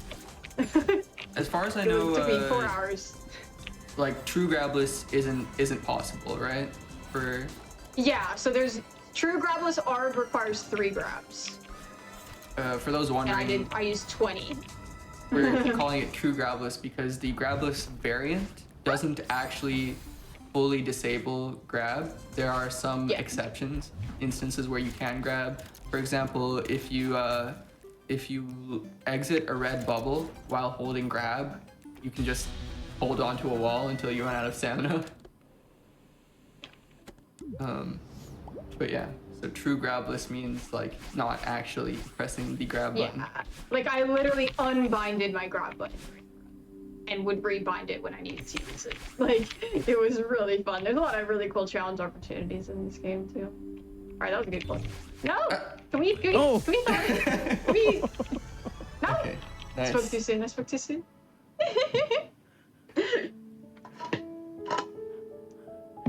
I didn't know that could actually happen. Yeah, the good thing is you just screen wrap. You can die after you dash into the heart even. Post-goal deaths can occur in this game. Maddie specifically coded it, so you could do that. I'm pretty positive they got that from the Kaizo inspiration. Let's see, post-goal deaths. All right, let's do this. Speaking of Kaizo inspiration, going back to farewell is one thing. Definitely the difficulty is reminiscent, but going back to almost 2 months ago now, we had the anniversary stream, and at the end of that, they revealed Celeste Classic 2, which is a sequel to the original Pico 8 Celeste, and it definitely had some Kaizo inspiration there. There was shell jumps. Absolutely, yeah. It was incredible. It was really good. That said, we are in farewell. This chapter is DLC. Someone was asking about it before. I guess DLC probably is a misnomer. This is a free content update for the game. Yeah. That everyone who it's totally owns free. the game has. Yes, my talk button is F, so you literally press F to talk to Granny. I know. I know. Spoilers, Granny's dead. Sorry. So currently we're in Singular, which is the checkpoint I have spent the most time in this game. Oh my lord, yeah. Singular is an experience. I don't know why. I cannot explain it to you, but grinding out this checkpoint, just doing the hardest strats here is just super fun. You should try it too, trust me. I like Singular. I don't like grinding Singular. See, that's the thing, you only like Singular. Yeah. Recon is my baby. Recon is great. In terms of narrative, in terms of the room design, in terms of the game feel. In terms of making me cry every time I get there. Yeah, in terms of the music as well. I think in terms of a run context, it sometimes is painful. Oh, for sure. But that's just this entire chapter. Yeah, that's true. This chapter has a lot of long screens. You'll see, I mean, we're still in the beginning where it's supposed to be relatively easy, and this screen is already like, what, 15 seconds long? I don't know. Yeah, some of the screens get really long without checkpoints. And like another thing is we're getting into Power Source, and there's a 2-part difficult skip, which I think deters a lot of people from running True Ending and from running Farewell. But I love running Farewell. Honestly, to me, this is just a slightly more complex search skip. If you can learn search skip, you can learn this. If you don't know what search skip is, ask your friendly neighborhood Celeste speedrunner to teach you search skip. Good regrab there. Oh, jellyfish, why were you down there?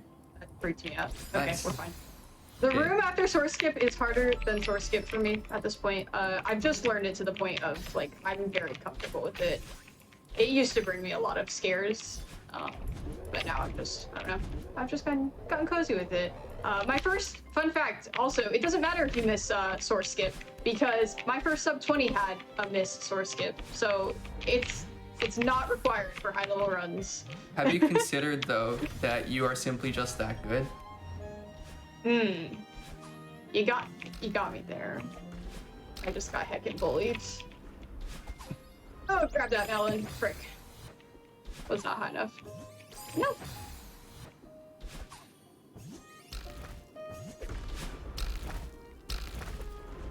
You gotta grab the jelly really late. Oh, hello?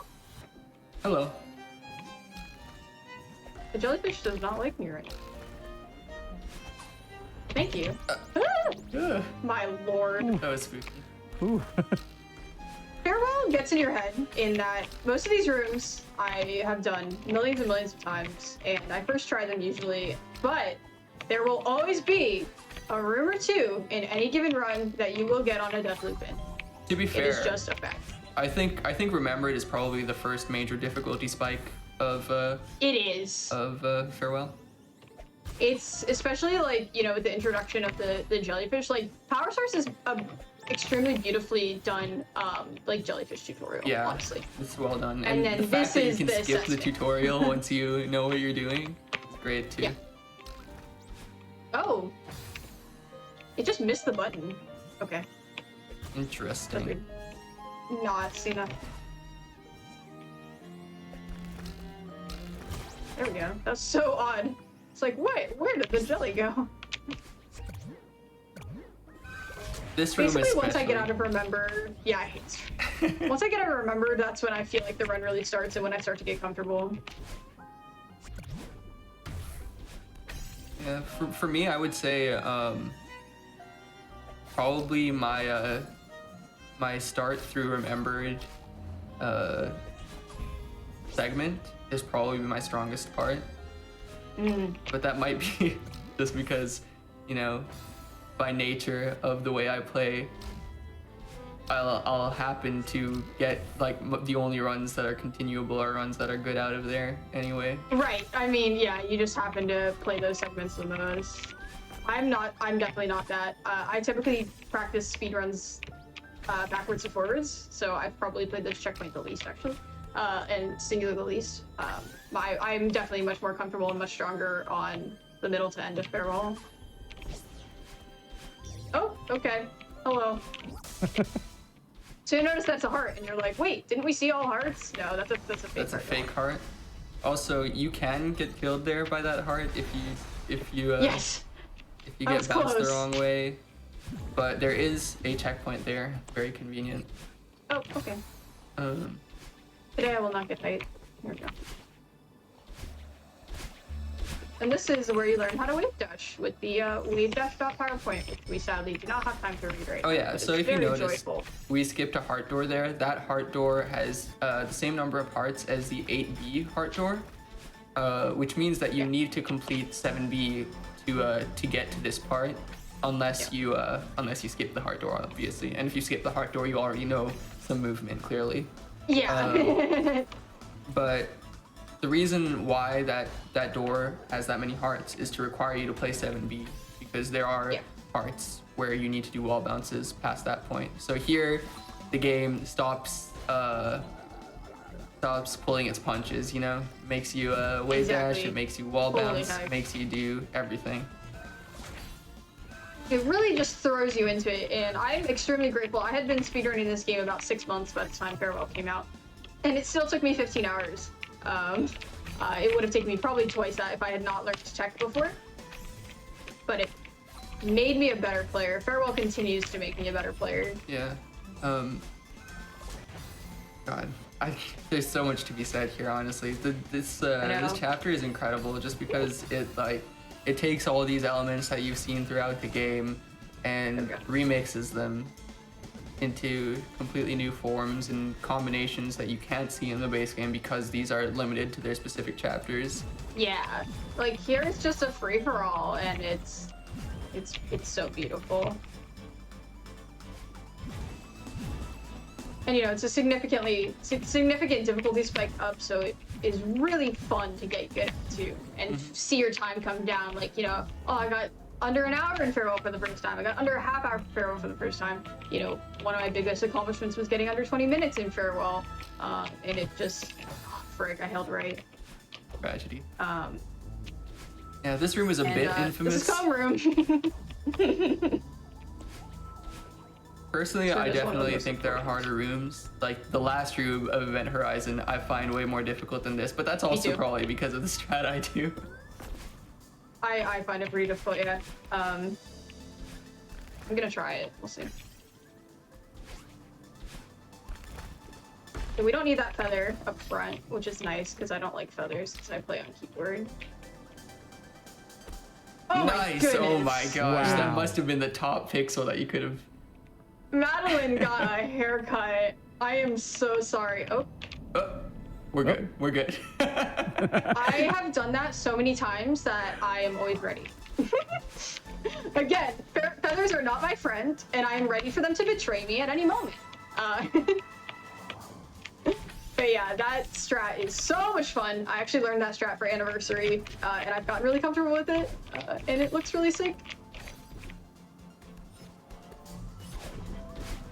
So we're in the next checkpoint. I don't know if people aren't familiar with Farewell, you might have missed it, because these two checkpoints have the same music and have really similar design philosophy. So it's more of this checkpoint determination is somewhat of a continuation of what we're seeing in Event Horizon. Yeah, Event Horizon and Determination are commonly seen as the toughest parts of this chapter. There's a lot of rooms that really test your ability to speed tech, test your ability to not die throughout long rooms, stuff like that. I don't remember how to do the normal strats of this room anymore, so I do a demo, which I'm gonna try and get through there. Definitely, at least from a casual play, I would say that this is the hardest part. This is the peak, and then Recon is like unleashing you. You get to use all the stuff that you've learned for speed instead of these tight rooms. Oh, okay. Typically this demo doesn't give me that much trouble, but yeah, this room like usually won't give you trouble, and then one time it'll just nuke your run. It'll wreck your entire life. Yep. It's exactly how I experienced that room. Shout out to this room being changed on the beta. Oh, nice. I shall simply get stuck there. Okay. Oh yeah, I forgot that room gets different. Oh Way too wow. early. I That was surprising. I think you did the block hyper just about as late as you could have. Yeah, that was weird. I thought you were gonna. I genuinely thought you were gonna die to the spikes there. Same. I think that's why I wasn't ready for what happened there. But still saw a little bit of speed. It happened. This room. This is one of the hardest rooms in the chapter. And the gun cycle is illegal. Oh my gosh.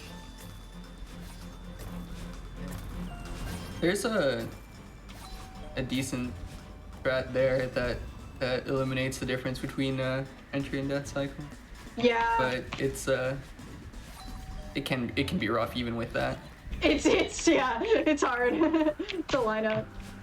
And then we have wind springs. This is another infamous room. Yeah. I've kind of figured out a strat for this room, and it really doesn't. I don't even like people in chat when I'm running this will be like, "Oh, wind springs," and I'm like, "Oh, I've gotten to the point where that room's very comfortable." Yeah. Waterfall room, however, I do not like this room. How dare you? They're waterfalls. They turn into ice. It is water becoming ice. I don't know what is confusing about this. Frozen has this quote-unquote opinion about those conveyors that we see. He claims that they're waterfalls. Water, they become ice. What water looks like that? Where do you live that the water looks like that? It's blue.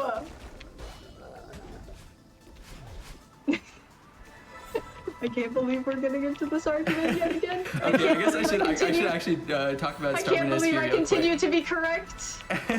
So you'll see that we have stars here, right? Frozen mentioned earlier during Carrie's run that when you enter a room, so there's the position of objects on cycles is set when you enter or when you respawn. So so for almost everything that's on a cycle in the game, it's based on those two factors. But the exception here occurs in stubbornness and in other cassette block rooms that you have seen already. But cycles here, the global cycle matters, which means that the cycle that the blocks are on when you leave a room matters for the next room. It makes this section really difficult. Generally, there's just a lot to keep in mind here while doing this segment. Oh, come on. That's a silly place to die. So if I see a spot where it looks particularly obvious, I can point it out. But essentially, there are parts where we wait for a specific cycle when we're leaving to get the correct starting cycle in the next room to save time. You'll also see that Frozen is doing these wait dashes, and so the thing about dashes is that they freeze, along with other things, they freeze the in-game timer and they freeze just generally everything in the game for 3 frames.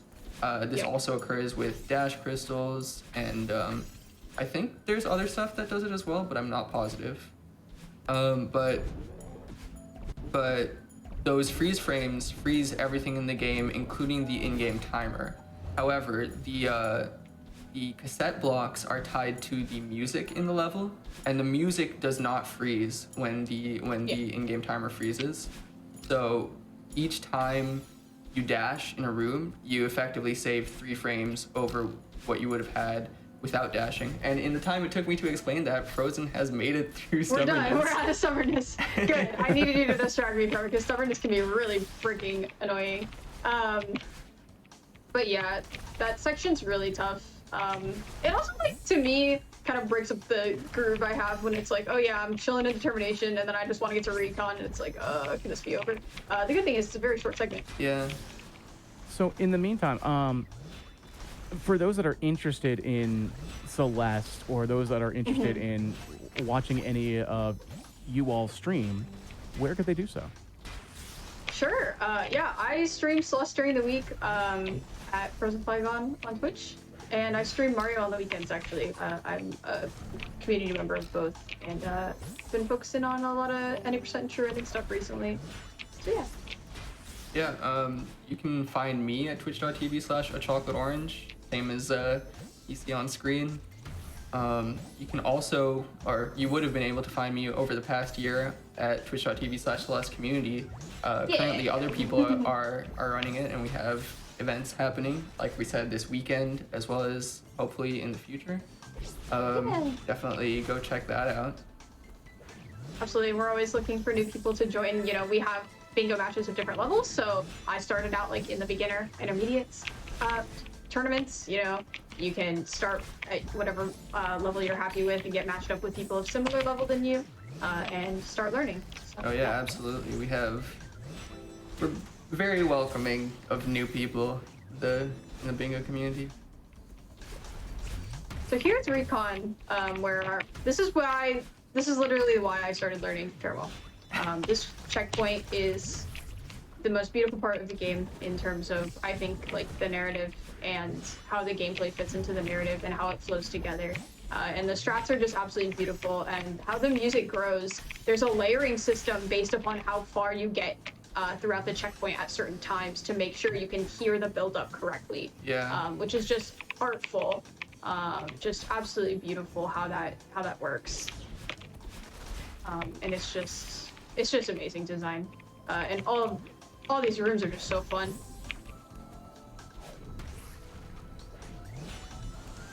I mean, Really fun, like little double jump strat here. I love this room.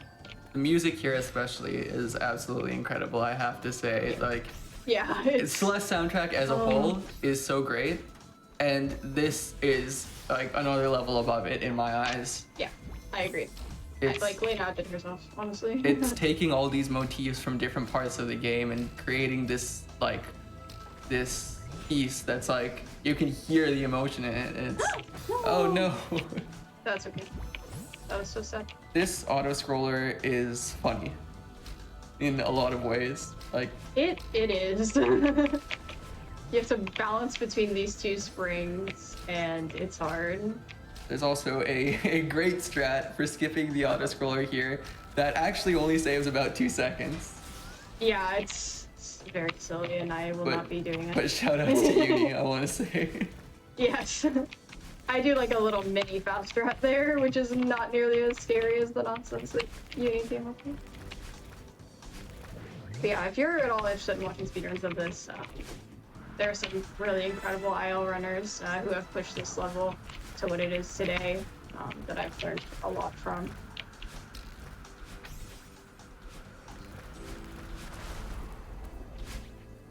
This section's just really fun, and I love it every single time I get to it. That's why I'll never stop running Farewell. Like, I always say, oh, I'm gonna take a break, I'm tired, and then I come back and play Recon, and I'm like, wait a second. Recon. That's how they get you. It is. They have you coming It back for more. Uh-huh. Yeah, I'm pushing for an 18 in this chapter, so my PB is the 1907, which, as you can see, like, is almost done.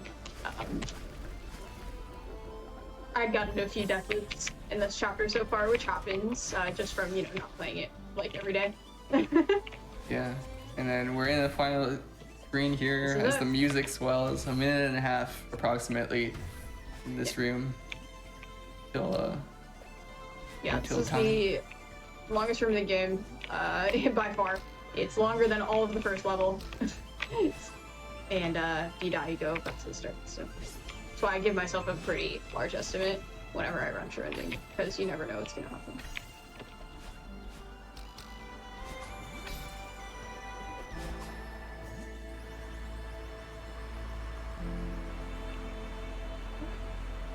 I'm gonna take this a little safe.